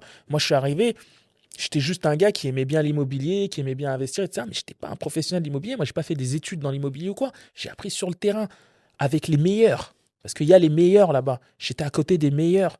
C'est eux qui m'ont montré. Mon expérience aussi. Je suis devenu un porteur d'affaires. Je recommandais, je suivais le truc, faire en sorte que ça se passe bien. Je voyais comment se déroulait une vente, comment... Tu vois ce que je veux dire? C'est comme ça que j'ai appris, au contact des meilleurs. Parce que les meilleurs sont là-bas. C'est pour ça que je dis que c'est la Champions League. Parce que c'est à ça. Et quand tu as un problème, bah tu as un problème. Et là-bas, le problème, il est financier. Quand tu as un problème, c'est l'argent. C'est l'argent qui va régler ton problème. C'est l'argent qui va te foutre dedans. Mais c'est là-bas. C'est-à-dire que quand tu es challengé tous les jours, parce que la vie, le coût de la vie, c'est cher, les charges sont chères, parce que même si on ne paye pas d'impôts ou quoi que ce soit, Ouais, tu ça vois, reste coûteux, ouais. tu as quand même pas mal de choses à payer. Tout ce que tu peux pas te reposer. Tu peux pas te reposer tous les jours, tu dois y aller, tu dois y aller, tu dois y aller, tu dois y aller. C'est challengeant comme ville. Ouais. Bah oui, et c'est comme ça que tu évolues, et c'est comme ça que tu avances, tu vois. Et c'est comme ça que ça crée des vrais entrepreneurs, des vrais success stories, parce qu'il n'y a pas d'assistanat là-bas. On n'est pas assisté. Là-bas, tu t'es livré à toi-même. Tu as un problème, il n'y a pas de crédit Covid. Ils n'ont pas fait, ouais, les entrepreneurs, on va vous donner de l'argent, on va vous foutre dedans encore plus que vous êtes là maintenant. C'est ça. Ouais. Non, on va vous aider à retravailler comme il faut. Voilà. Et les gens, ils ont travaillé. C'est comme ça. C'est pour ça que j'aime ce pays. Mais t'es un bel ambassadeur. Ouais. Non, mais en vrai, c'est en plus. Non, mais c'est bien. Moi, je trouve ça bien. Encore une fois, le but aussi de Swiss Founder, c'est aussi de montrer toutes les facettes. Et moi, je suis pas. Moi, je suis un peu. Alors, j'ai pas envie de déménager à Dubaï, mais je comprends qu'on ait envie d'y aller. Et elle me fait envie, cette ville, pour plein de raisons. Mais je suis comme toi, je ne crache pas sur mon pays et je me sens très bien là où je suis. Je trouve que c'est très bien là où on est. Ouais. C'est très cool.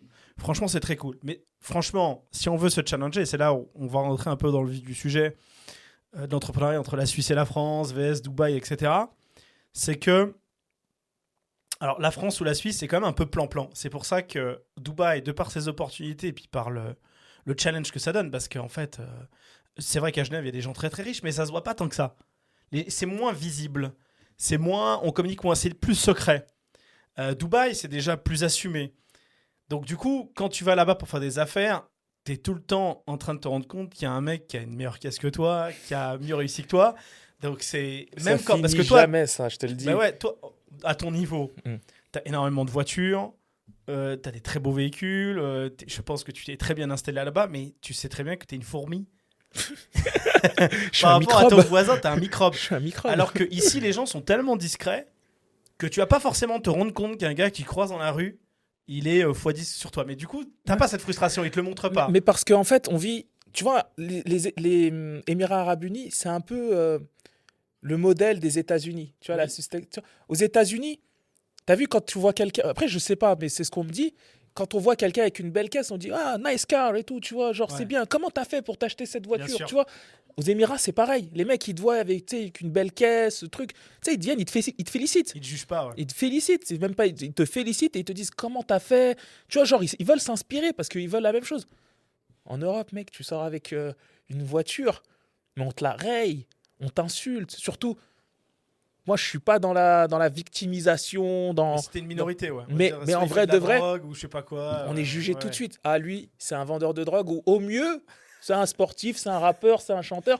On ne peut pas réussir dans l'entrepreneuriat pour eux. Ouais. Pour eux, on est bon qu'à courir ou faire de la délinquance. Alors que non, On est une génération aujourd'hui où on a étudié, on a des idées, on a de l'ambition et on est capable, tu vois.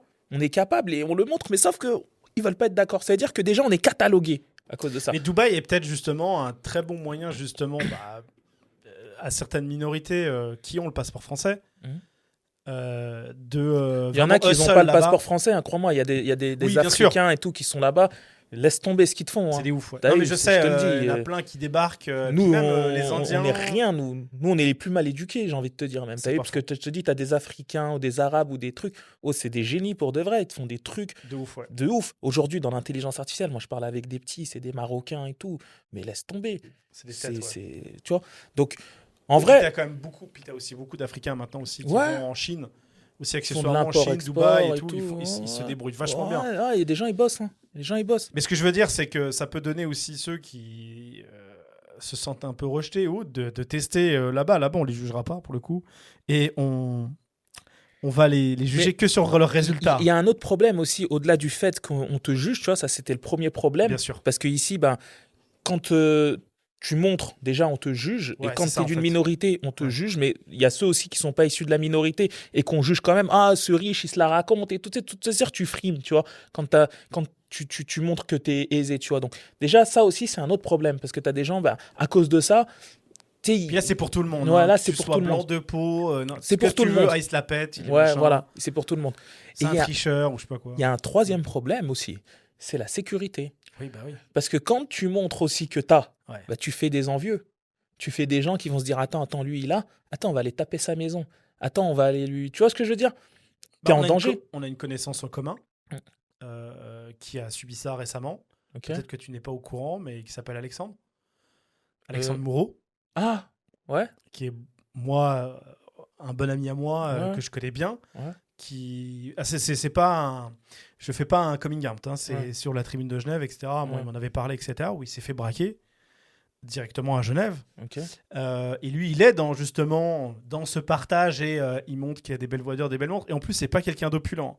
C'est quelqu'un, moi je le connais dans la vraie vie, qui est d'une gentillesse Bien sûr. extraordinaire. Ouais, Il m'a tendu la main plusieurs fois et je le remercie encore 1 milliard de fois. C'est quelqu'un qui est pas dédaigneux, qui vous... Franchement, vous avez 10 balles, 100 balles ou 1 million, peu importe, ça change rien pour lui. Qui s'est fait braquer à Genève ses montres. Ok. Voilà, il en a pour un sacré paquet d'argent. Et je sais qu'il se posait la question de Dubaï. Donc voilà, je vais pas te mentir, alors qu'il adore cette région, comme nous. Et ici, c'est difficile de porter une belle montre, même à Genève, même à proche frontière, etc. C'est compliqué, parce que les gens, ils sont envieux, en fait. Et là, c'est même plus, comme tu as dit, une question de couleur de peau autre. Alexandre Moreau, il est d'origine italienne. Il est dans le paysage. Voilà, il s'est fait braquer comme tout le monde parce qu'il a du pognon. Mais t'as vu, tous ceux qui ont de l'argent se font braquer, peu Oui. importe qu'ils soient blancs, noirs, Ah arabes. oui, là, par contre, il y Tu a... regardes les footballeurs du Paris Saint-Germain, ils se font braquer. Bien sûr. Tu vois, à partir du moment où on s'en fout de ta couleur. Nous, on veut ce que t'as. Ouais. Tu vois. Et c'est ça le problème. C'est que Ouais. t'as vu, il y a aussi ce truc-là qui fait que dans ces pays-là où tu te sens moins en sécurité, tu vas moins montrer. C'est-à-dire que tu vas moins montrer, tu vas plus te cacher, tu vas plus vivre modestement, etc. Alors qu'en vrai, pourquoi faire de l'oseille si c'est pour pas profiter de cette oseille-là? Parce que tu vis pas au bon endroit, en fait. T'es pas dans l'endroit qui te correspond. Et c'est pour ça qu'il y en a beaucoup qui partent, en fait. Et quand je parlais tout à l'heure des problèmes, c'est ce type de problème-là, la sécurité. Le fait de se sentir en sécurité chez soi. C'est un luxe.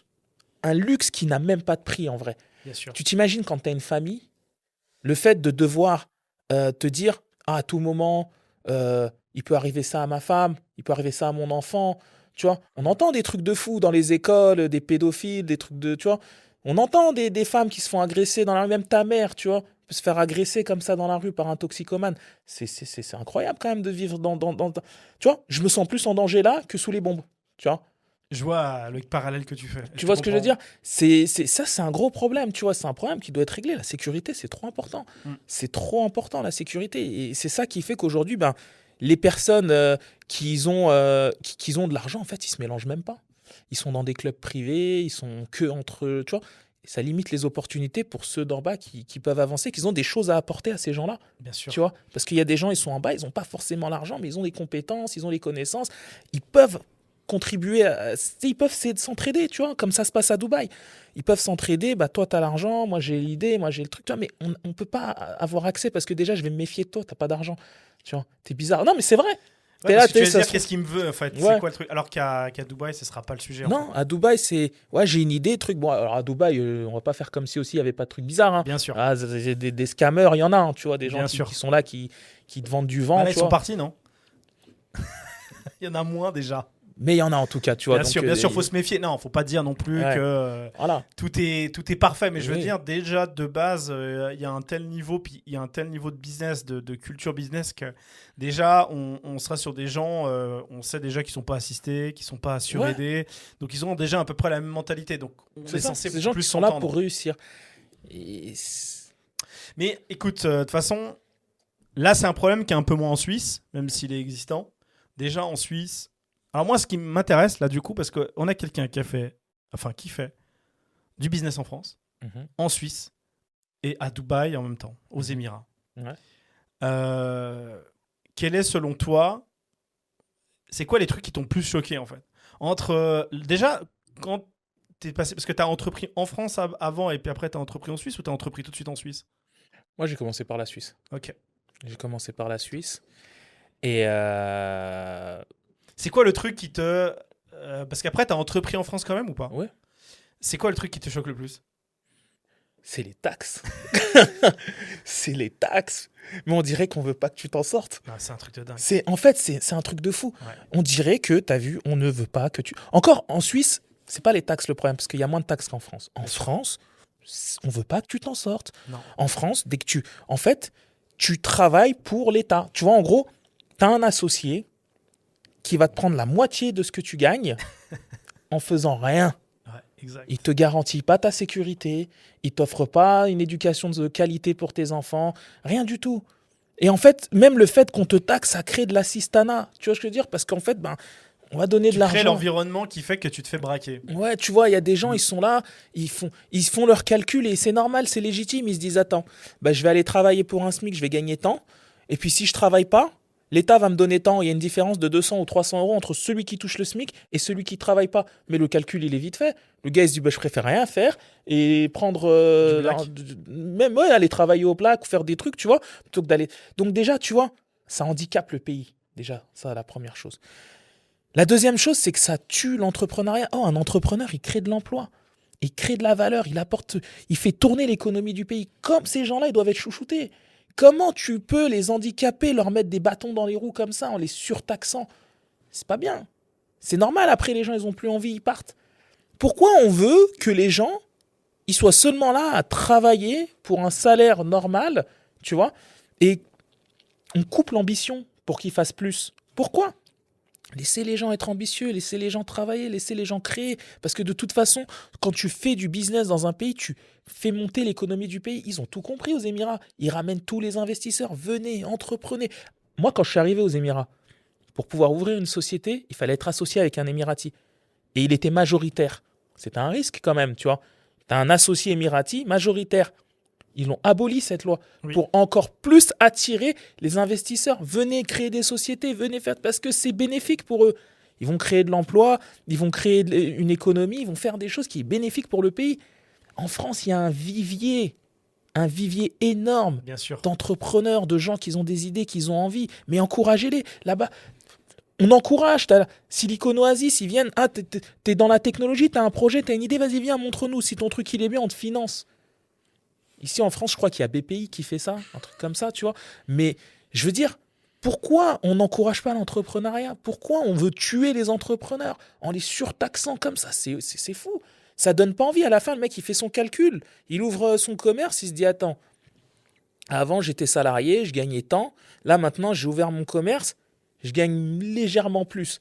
Mais avec beaucoup plus de responsabilités et de travail. Le mec, il va fermer sa boutique, il va retourner travailler. Et puis une boutique qui ferme, c'est moins bon pour ça. Ça crée du chômage, ça crée, tu vois, ça, c'est pas bon pour le pays. La désertification, Bah oui. ça casse toute une dynamique, bien sûr. C'est pas bon.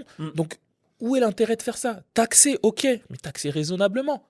Parce que oui, ok, il faut... À peine tu commences, ça y est, c'est déjà... Les salaires, déjà, pour commencer, beaucoup trop Et puis, important. aussi, Dès que tu veux payer quelqu'un, t'as vu, dès que tu veux payer quelqu'un correctement, Mm. c'est-à-dire en France, il faut commencer à dépasser les 2000 euros pour Ouais. dire que c'est correct selon les villes, ça peut aller. Tu triples, enfin c'est un truc, c'est n'importe quoi. Tu dois lâcher 4000 ou 4500 en Suisse, le gars il serait déjà payé plus de 3000 sans problème. c'est Pour un service qui est médiocre en plus. c'est ça, en fait. À la limite, ce serait exceptionnel. ouais, Ce tu serait me taxes Dubaï. de fou, ben, à ce moment-là, t'as vu... L'école, on est 20 un maximum. Ouais, il n'y a pas de truc bizarre à l'école. Les enfants, ils sortent de l'école, c'est des grosses têtes. La santé, t'attends pas je sais pas combien de temps aux urgences. Chez toi, t'es en sécurité, t'as pas besoin de mettre une porte blindée. Ouais. Tu vois ce que je veux dire? Tu sors de chez toi, tu te balades dans la rue à n'importe quelle heure, tu vois, tu sais que t'es protégé, il y a les caméras, il y a, Ouais, t'as il y a pas les des forces de lampadaires à l'ordre, il y a les 22 trucs, heures, machin. je sais pas quoi. Il y a rien. On dirait on est dans le tiers-monde maintenant. Ouais, c'est vrai. C'est vrai. quoi ça? Et en plus, tu me surtaxes. Et en plus, tu veux que je reste. Oh, Ouais, c'est trop. c'est pas comme ça. Taxe, ok, mais vas-y, je paye pour le service. Sinon, je vais aller voir ailleurs. Est-ce que tu as déjà été contrôlé fiscalement en France et en Suisse? Non. Touchons du bois. Pour ceux qui l'ont vécu, la France, le truc, c'est que le gars, ce qu'il cherche, c'est de te tuer. Ouais. Il cherche de te tuer. Il y a quelques profils qui sont cool. Par contre, quand tu es en Suisse, il y a toujours moyen de discuter. Voilà. Il y a toujours moyen de... Tu as, par exemple, une correction à faire Ouais. sur ton bilan et tout. Ça arrive. Ouais. Il y a beaucoup de corrections de bilan en France, ça déclenche un contrôle fiscal. En Suisse, au contraire, il vient corriger son bilan. C'est positif. Tu vois. Oui. On est très suspicieux en France, les contrôleurs fiscaux. Par contre, ça, il faut avouer que la France est très performant pour récupérer des impôts et récupérer de la perception. T'imagines s'ils mettaient autant d'efforts pour encourager les entrepreneurs, on aurait 10 Elon Musk en France, moi je te le dis. Ouais, non, Très mais sincèrement. c'est Mais- ça en fait le truc, c'est qu'il y a un vivier en France. Qui est extraordinaire, ouais. La France, il y a des gens qui perçoivent ça comme c'est pas bien, mais aujourd'hui la France, c'est un pays multiculturel. T'as de tout, de par son histoire. T'as l'histoire de la France, elle a son histoire qui a fait qu'aujourd'hui, en France, on a beaucoup de différentes origines. Et toutes ces personnes-là, elles ont des choses à apporter. Sauf qu'on les catalogue, parce que dans ces minorités-là, il y a des minorités qui font de la délinquance, qui font des trucs, donc on met tout le monde dans le même sac, alors que non. Ça y est, ça a changé. Aujourd'hui, c'est la génération d'aujourd'hui. Tu sais que la génération... Tu vois, par exemple, là, le Ramadan vient de se terminer. La communauté musulmane en France, c'est une des plus consommatrices. Bien sûr. C'est une des plus consommatrices. Pourquoi ? Parce que la nouvelle génération, aujourd'hui, de musulmans, ils ont de l'argent. Ils travaillent. Ils sont plus assistés. Ils sont nés en France. Ils ont grandi en France. Leurs enfants sont nés en France, sont français, vont à l'école en France. Ils vivent comme les Français, en fait. Tu vois ce que je veux dire ? C'est plus comme à l'époque, t'as vu nos parents qu'ils avaient pas, tu vois. Non, là, c'est plus comme ça maintenant. Et ils consomment, parce qu'ils ont gardé la culture. Nous, on consomme, on est des consommateurs. On aime vivre, on vit bien, on mange bien, on est généreux, tu vois. Voilà, on a des grandes familles, on consomme. C'est-à-dire qu'on a des choses à apporter. Au lieu de dire non, rentrez chez vous, truc machin. Déjà, j'aimerais bien voir la France sans étrangers, à quoi elle va ressembler, tu vois. Non, vivons ensemble. Prenons les uns des autres. Aidons-nous. C'est comme ça que les gens ils avancent, que le pays il avance. C'est pas en faisant de la division. Ceux qui veulent faire la division, c'est parce qu'ils diviser pour mieux régner, en fait, tu vois. Non. L'étranger, aujourd'hui, c'est plein d'étrangers. Il a un passeport français. Il est comme toi. Tu vois, il a grandi comme toi, il parle la langue comme toi. Le sujet de la France, c'est l'économie, il n'y a rien d'autre. Et au bout d'un moment, si on règle enfin ce problème, et comme tu le dis, il n'y a plus d'assistanat, ou plus parce qu'il faut aider les gens, c'est pas le sujet. On peut pas avoir un modèle comme Dubaï en France, et c'est pas le but, mais on peut déjà s'en inspirer un petit peu. Et je pense que déjà, ça enlèvera beaucoup de soucis, justement, un peu d'accusations un peu gratuites, parce que dès qu'il n'y aura plus d'assistanat, et qu'on pourra entreprendre un peu plus et qu'on peut encourager la création de valeur chez tout le monde, je pense que ça ira déjà mieux. Le vrai problème de la France, il est là, c'est qu'il y a un vrai problème avec l'argent. En fait, la France est un pays très ambigu. Les Français adorent faire du pognon, mais c'est pas bien de faire du pognon. Il y a un côté un peu double tranchant. C'est de l'hypocrisie. Il y a beaucoup d'hypocrisie, effectivement. Et il faut aussi parce que moi, je suis français et suisse. Et donc, moi, je suis très partagé parce que mes deux cultures, parce que c'est deux cultures différentes, déjà d'un point de vue religieux, moi, je suis pas catho déjà. Donc, déjà, parce que quand on est catholique, déjà, l'argent, c'est pas bien. Tu sais, l'argent, c'est sale quand on est catholique. C'est pas bien. Déjà, quand on est protestant, et en Suisse, bah, déjà, les anglo-saxons, c'est des protestants, on a déjà moins de complexes par rapport à ça. Et il faut aussi que les Français assument pour qui ils votent. Parce que aussi, le problème, c'est que un Français, après, est-ce que c'est les politiques qu'on fait les Français ou les Français qui font les politiques? C'est que maintenant, dès que quelqu'un veut essayer de bouger un peu les choses, c'est vite la révolution, tu vois.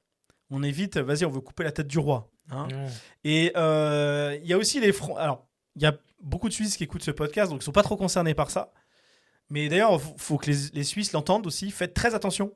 Ne vous inspirez pas trop de la France, parce que ça pourrait vite tourner en votre défaveur, parce que c'est très pervers en fait. C'est extrêmement pervers, parce que on peut vite rentrer dans un schéma où en fait ça devient manichéen. Et on se retrouve avec des gens qui veulent tout et son contraire. Ils veulent que la France les aide tout le temps quand... Regarde, c'est exactement... Regarde, quand on parlait des influenceurs à Dubaï, finalement, ces personnalités-là qui étaient en train de... qui insultaient la France 6 mois avant et qui, après, voulaient qu'on les sauve. Et ben pour moi, c'est symptomatique du français extrême, qui est complètement contradictoire.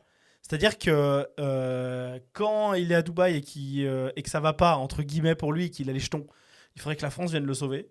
Et puis inversement, quand il est en France et qu'il veut partir, là, la France c'est de la merde, ça va pas, et je veux pas payer d'impôts. Mais on peut pas avoir tout et en même temps. en fait, déjà, la Suisse, tu vois,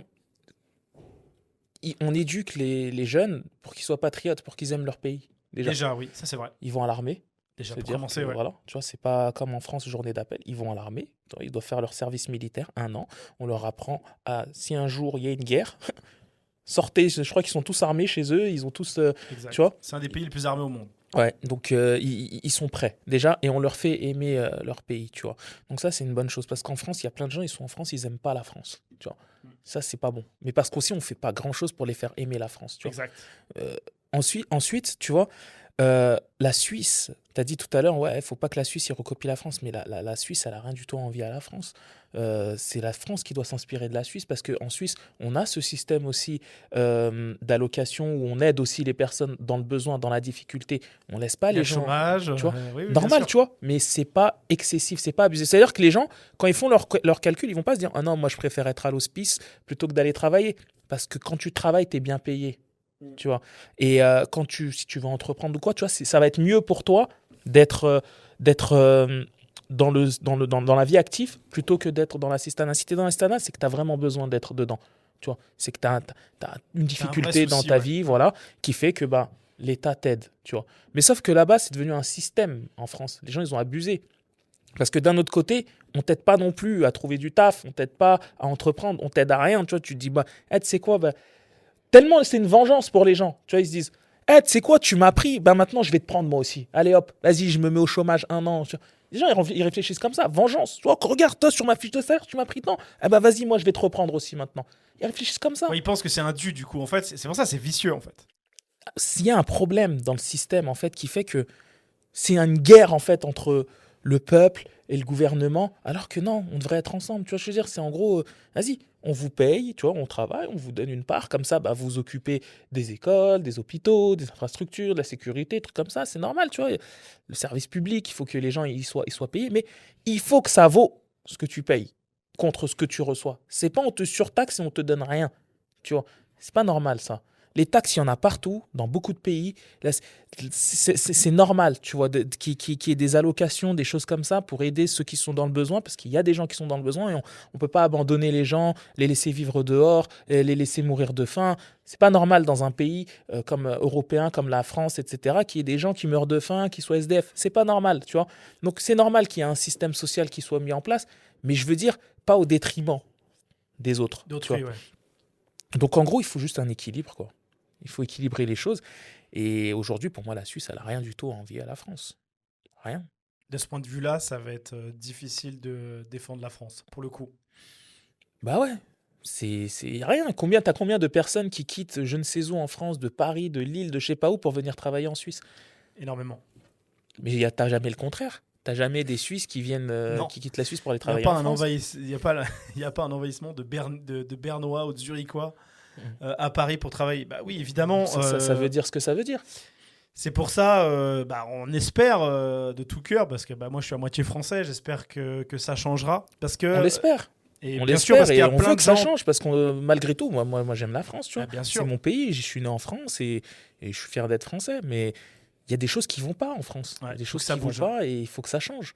Il faut que ça change parce que c'est dommage. C'est le pays qui en pâtit à la fin, tu vois. Et c'est dommage. C'est vraiment dommage parce que c'est un pays qui a tout pour être un des meilleurs pays du monde aussi. Tout. Il y a tout. Bien sûr. Vraiment. La culture, l'histoire, Eh oui. la nourriture, les paysages. C'est magnifique. À Dubaï, t'as pas les paysages. Moi, Eh quand ouais. je reviens, c'est les paysages. Je suis trop content de voir la montagne, le lac.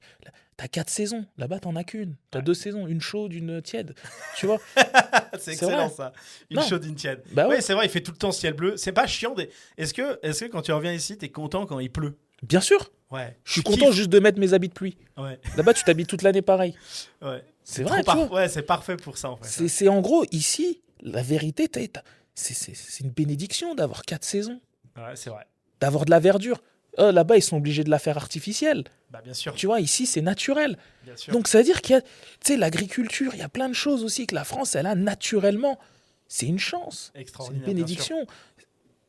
Profitez-en, tu vois. En gros, cette bataille, cette guerre entre le peuple et. Tu vois, faut être juste, en fait. Tu vois, faut être juste. Faut encourager les gens à avancer, à réussir. Et voilà. Quand tu as commencé du coup Black Rent à Genève, moi j'ai une question, ce qui me vient tout de suite, c'est que le sujet de la location de voitures, il y a un gros sujet comme de financement. Finalement, tu fais que des business où enfin, à part l'immobilier, où toi tu peux être un intermédiaire et du coup c'est pas toi qui finance, mais c'est quand même un domaine où il y a des gros tickets à chaque fois. Comment tu fais au début? Parce que si tu n'as pas de capital ou assez peu de capital, comment tu te débrouilles, quelqu'un qui débute dans la location de luxe? Tu es obligé d'avoir un business angel avec toi qui investit, tu gères le biz. Comment tu fais? Tu as un véhicule, puis l'affaire elle tourne pendant un an, tu as très peu de véhicules, tu te débrouilles avec ça, et après en montrant le capital, la banque elle te prête. Comment ça fonctionne? Alors, la location de voiture, moi personnellement, j'ai commencé avec un véhicule Ok. en leasing. Et à côté de ça, je travaillais avec des partenaires qui me prêtaient des voitures et moi, je les relouais en mettant ma commission dessus. Ok. Donc j'ai fait ça pendant un moment, je me suis fait un capital et puis j'ai acheté une deuxième voiture en leasing, une troisième, une quatrième, une cinquième. Donc les financements ici, c'est pas la banque, c'est les leasings. Ok. Donc, tu vas, tu fais un leasing, tu mets un apport. Parfois, tu as même la possibilité d'avoir des véhicules sans apport, tu vois. Mais tu mets un apport, tu as un véhicule, tu payes les mensualités. En louant la voiture, tu payes tes couvres les mensualités. mensualités. Voilà. Donc en termes de capital, si tu fais les choses correctement, ça ne demande pas un capital de fou, hein. Tu vois, c'est juste, faut savoir faire les choses correctement. À Dubaï, c'est le même principe. Sauf que on n'a pas non plus l'appui des banques. Ça veut dire que là, les banques, les leasing, c'est un peu plus compliqué. Donc, tu vas acheter tes véhicules cash, tu peux travailler avec des investisseurs, etc. Mais tu travailles toujours avec des autres agences. C'est-à-dire qu'à Dubaï, tu as le business B2B. C'est-à-dire que entre bureaux, moi, par exemple, j'ai une agence de location. Je travaille avec une autre agence de location et on va se prêter les voitures. On a des groupes WhatsApp, tu as vu, où chacun met ses disponibilités du jour. C'est-à-dire, moi, j'ai ça disponible, moi, j'ai ça disponible. C'est-à-dire que toi, tu as le client qui cherche telle voiture. Tu sais que même si tu ne l'as pas sur ta flotte, tu peux la trouver à l'heure. C'est-à-dire que tu peux avoir une agence de location de voitures à Dubaï en ayant 2-3 véhicules. C'est tout. Mais en travaillant avec plus de 100 véhicules. Parce qu'il y a le business B2B. Tu vois. Et ça représente une grosse part du marché de la location de voitures à Dubaï. T'en as, ils ont 0 voiture. Des brokers, Ok. des conciergeries. Ils ont 0 voiture. Mais ils travaillent Eux, c'est la aussi mise en relation, l'enjeu en fait. que de la mise en relation. Eux, ils tabassent sur le marketing et dès qu'ils ont un client, ils savent où aller chercher la voiture. Et ils prennent une commission à chaque fois. Et eux, pour moi, c'est le meilleur business parce qu'en termes d'investissement, c'est très bas. Ils n'ont pas d'investissement, ils investissent que dans du marketing et ils n'ont pas les responsabilités, La gestion l'entretien, des la véhicules, gestion etc. des véhicules. Ouais. Eux, mise en relation, client, hop, tu livres, tu prends ta com et c'est tout. Donc, les gens pensent que la location de voiture, ça demande un capital énorme. Ça demande un capital, oui, bien sûr, comme n'importe quel business que tu veux faire, mais si tu fais faire les choses correctement, tu peux t'en sortir à moindre coût. Après, voilà, on va pas se le cacher, la location de voiture, maintenant, c'est plus comme avant, tu vois. C'est plus aussi rentable qu'avant, mais en tout cas, moi, quand j'ai commencé et quand je le faisais, c'est pas un capital de fou. Faut juste savoir faire les choses correctement. Moi, j'ai démarré avec une voiture, ensuite deux, ensuite trois, ensuite trucs, sous location, etc. Il y a plein de moyens d'avoir des voitures sans avoir à aller faire des gros emprunts à la banque, etc. Du coup, à terme, les véhicules, ça devient pas presque un actif parce que finalement, ce qui devient intéressant, c'est qu'après, tu as une flotte et finalement, la valo de ta boîte, c'est la flotte de véhicules que tu renouvelles sans cesse, tu revends, tu rachètes, etc. Parce que t'empiles les leasings. Mhm. À force d'empiler les leasings aussi, la boîte de leasing voit que t'enchaînes et qu'au début, tu payais 1000 de leasing, 2, 5, 10, 15, 20. Eux, ça les met en confiance pour te donner d'autres véhicules plus facilement, jusqu'au moment où il y a un plafond de verre, où tu peux pas louer plus. Mais comme tu l'as dit, tu es partenaire avec d'autres, donc les autres peuvent utiliser tes véhicules aussi, et même s'ils vont payer évidemment moins cher que toi ce que tu vends, enfin, tu vas pas faire la même marge, ou moins le véhicule va tourner, donc il va être... Voilà, parce que le sujet d'une agence de location, c'est que les véhicules, ils doivent tourner, quoi. Il vaut mieux que des fois, le week-end, c'est 2 fois plus cher, mais la semaine, ok, c'est 2 fois moins cher, mais il vaut mieux qu'ils roulent qu'ils ne roulent pas. Donc tu joues comme ça. Mais finalement, à la fin, tu te retrouves avec 10, 15, 20 véhicules qui t'appartiennent réellement, les leasings sont payés. Et finalement, est-ce que le bis, c'est pas ça? C'est qu'à la fin, comme un peu un patrimoine immobilier, tu as un patrimoine de véhicules, en fait. Et le business t'a permis de faire levier pour acquérir plus de véhicules et donc plus de capital, in fine, plus de valo pour l'entreprise, parce que les véhicules de luxe ne sont pas des véhicules qui... Surtout que le marché... En plus, toi, entre le moment où tu as commencé et maintenant, le marché des voitures, il a bougé. Énormément bougé. Maintenant, on a des véhicules, par exemple, qui perdent moins en valeur. Je sais pas si on prend le Classe G, par exemple. C'est un véhicule, il perd pas 4 fois de sa valeur entre le moment où tu l'achètes neuf et le moment où tu le revends à la fin. Je me trompe ou pas? Ils perdent la valeur. Après, c'est proportionnel. Tu vois, nous, on calcule une décote de 15-20% par an. Un véhicule de location, une flotte, elle doit se renouveler tous les 2 ans. Tous les 2-3 ans, elle doit se renouveler.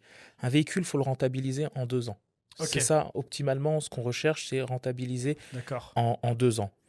Maintenant, réellement, dans la location de voiture, tu gagnes pas de l'argent quand tu loues ta voiture. Tu gagnes de l'argent à la fin.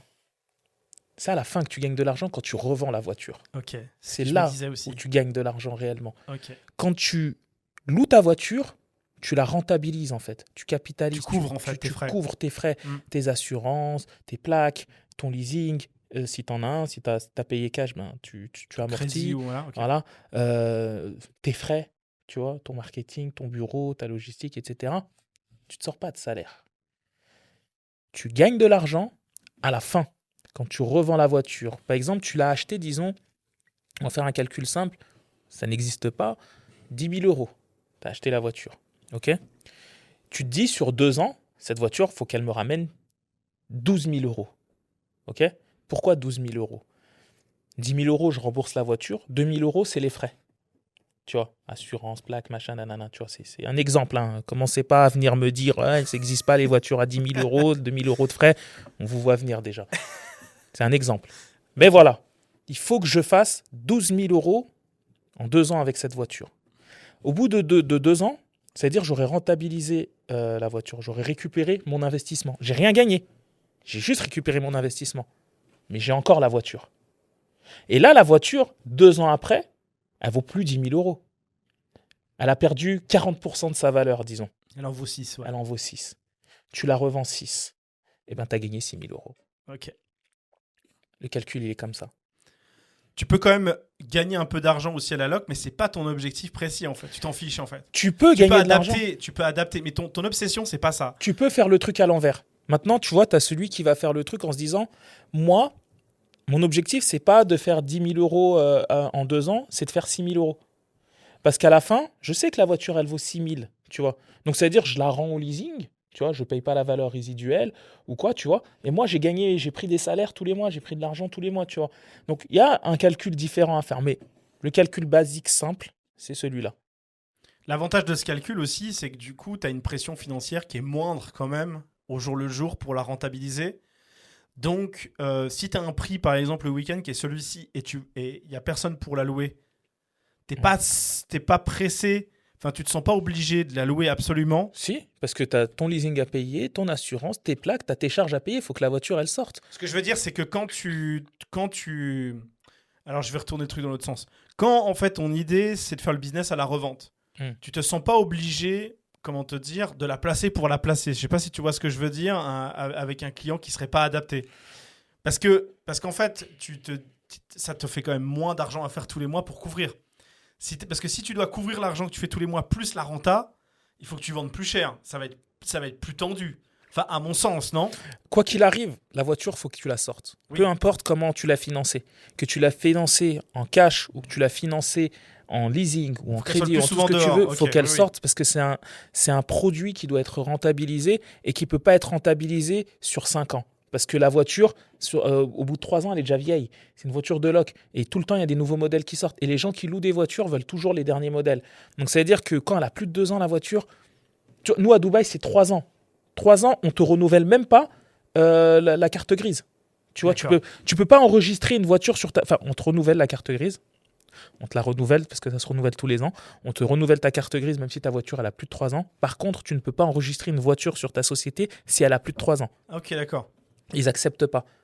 Il faut des véhicules qui ont moins de 3 ans. Ok. Tu vois. Donc, par exemple, en 2026, là, il faut du 2023. Tu viens avec du 2022, 2021, c'est chaud. Et du coup, ici, c'est différent en Suisse parce que voilà, le business de la location de voiture à Dubaï aussi, il est bien cadré. Tu vois, tu as le gouvernement, la RTA, tu vois, tu as des formations, des trucs, tu vois. Comme l'immobilier. Ouais, c'est en gros, tu peux pas louer n'importe quelle voiture, n'importe comment, n'importe quoi. Tu vois, le contrat, il doit être enregistré sur le système d'RTA, il doit avoir un tracker sur la voiture. Ils savent où elle est la voiture, ils savent qui conduit la voiture, ils savent tout, tu vois. Donc le système, il est cadré. C'est pour ça aussi que les gens se tiennent à carreau là-bas parce qu'ils savent très bien que s'il y a un problème, on te remonte en 2 secondes. Et derrière, on a le gouvernement qui nous aide aussi. Donc c'est très bien. Ça se passe bien. Ouais. En Suisse, c'est différent. Ok. En Suisse, c'est différent parce que c'est un business où on est livré à nous-mêmes. Et c'est pas grave, on s'en sort quand même, tu vois. Mais du coup, pour revenir à cette histoire de rentabilité. financement, de rentabilité, que tu aies payé ta voiture cash ou que tu l'aies payée en leasing, dans tous les cas, il faut que dans 2-3 ans, tu la renouvelles, la voiture. Sinon, tu vas avoir du mal à la louer, tu vas la louer moins cher parce que tu auras des nouvelles voitures qui vont sortir et qui sont beaucoup plus récentes, en meilleur état et que forcément les clients vont préférer louer, tu vois. Donc, quoi qu'il arrive, il faut qu'elle sorte ta voiture. Et d'où l'intérêt, en fait, c'est ce que les gens ont du mal à comprendre dans le business en général, c'est que c'est l'union qui fait la force. Ça veut dire que toi, tu es un loueur de voitures. Tu as une autre agence de loueurs de voitures et tu as une autre agence de loueurs de voitures. Au lieu de vous faire la guerre en étant concurrents les uns des autres, travaillez ensemble. Ça veut dire que moi, je sais que toi, tu as telle voiture. Ben moi, je vais acheter telle voiture. Je ne vais pas l'acheter les mêmes voitures que toi. Et l'autre, il a ça aussi comme voiture. Je vais aller acheter telle voiture. On est un groupe, tu vois. Ça t'empêche pas d'acheter les mêmes voitures que l'autre, tu vois. Mais on est un groupe où on se dit, bon, potentiellement, moi, je peux me concentrer sur la voiture économique.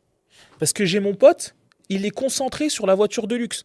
C'est-à-dire que lui, s'il a besoin d'une voiture économique, il va m'appeler. Et si moi, j'ai besoin d'une voiture de luxe, je vais l'appeler. Et si je veux une voiture sportive, je vais appeler l'autre. Parce que lui, il est concentré sur la sportive. Et lui, s'il veut une éco, il va m'appeler. Et tu vois, quand tu travailles comme ça, ben, ça fait un cercle. Et tout le monde travaille avec tout le monde. Les voitures, elles sortent. Parce que l'autre, il peut proposer sur son catalogue tout type de véhicule. Tu peux proposer sur ton catalogue tout type de véhicule. Et l'autre, il peut faire la même chose. C'est comme ça que j'ai commencé, moi, la location de voiture ici à Genève. C'est comme ça que j'ai appris la location de voiture. Et moi, j'ai eu la chance d'avoir des partenaires qui m'ont aidé à monter. Tu vois, parce qu'ils m'ont fait confiance alors que je démarrais. Ils m'ont prêté des véhicules. Ça s'est bien passé. Et puis, quand il y a des problèmes, on assume aussi, tu vois. Donc, finalement, ça m'a permis de monter, d'apprendre, etc., etc. Et c'est pour ça que moi, dans ma tête, je me dis, je comprends pas les gens qui sont que dans une optique de l'autre, je veux l'éteindre, la guerre, truc, machin. Non, travaillez ensemble et vous allez tous monter ensemble, Bien sûr. les uns les autres. Mais tant que vous allez vouloir vous faire la guerre, la concurrence, la truc, ça sert à Pas rien. de guerre d'ego. Mais non, c'est le business, c'est comme ça. C'est comme ça. Faut la solidarité, c'est comme ça. Pas se tirer dans les pattes, ça sert à rien. Pour moi, ça sert à rien. Du coup, moi, il y a un truc qui me vient tout de suite à l'esprit quand on parle des business, des locations de véhicules, c'est de luxe, c'est les dingueries ou les trucs qui a dû arriver. C'est quoi les... Enfin, moi, je serais hyper curieux d'avoir un peu des insides. Est-ce qu'il t'est arrivé des trucs de fou, genre, je sais pas, il a mis la voiture sur le toit ou des trucs de dingue? D'ailleurs, je suppose que t'as moins de problèmes à Dubaï qu'à Genève. Ou J'ai pas? j'ai- Ou j'ai- franchement, j'ai- t'as été plutôt j'ai des épargné. problèmes différents. Les problèmes que tu vas avoir ici, ça va plus être les vols de voitures. Ok. On a déjà essayé de me voler des voitures, tu vois. Ça va plus être les vols de voitures que tu vas avoir Il ici. fait quoi, des qu'en faux dossiers? Ouais, ils viennent avec des faux papiers et tout, ils te louent une voiture et ils partent, Ils partent avec, quoi. et ils reviennent jamais. Donc ça m'est déjà arrivé, ça, Ok. les vols de voitures. Après, de la casse, ça, il y en a tout le temps, ça, c'est normal. Mais les pires dingueries ici que j'ai eu, c'est vols de voitures. Ok. Moi et des partenaires, on s'est retrouvé à un groupe, un client, il est venu, ouais, je veux une Ferrari, une Lamborghini, je veux ça, il vient, il paye les cautions, il paye tout. Et il disparaît avec les voitures. Heureusement, les voitures sont traquées, etc. Donc on a pu les retrouver, tu vois. À Dubaï, les dingueries que tu vas avoir, ça va être les mecs qui vont te faire des amendes et qui vont se barrer. Parce que tu sais, il ne faut pas oublier que la caution, c'est 5000 dirhams, c'est pas beaucoup. Ouais. Il y a déjà eu des histoires, moi ça m'est jamais arrivé, des mecs, ils ont pris des voitures, tu vois, Abu Dhabi, Dubaï, fond ballon sur l'autoroute, frère. T'as des radars tous les 500 mètres à Dubaï. T'as des radars tous les 500 mètres. Ouais, c'est Il s'est mangé tous les radars. Plus de 100 000 euros d'amende. Et si tu t'en rappelles bien, je t'ai dit, les amendes, tu peux pas dénoncer à Dubaï. bien sûr. Ça reste sur le nom de La l'agence. voiture, c'est associé à la plaque Ouais. de la voiture. Ça veut dire que le mec, il te fait 100 000 euros d'amende, il se taille, les amendes, c'est pour toi. Tu peux porter plainte, faire ce que tu veux, c'est toi qui vas payer l'amende. Surtout s'il est déjà parti, t'es mort. Tu pourras pas le bloquer. S'il est encore dans le pays, là, vas-y, c'est autre chose.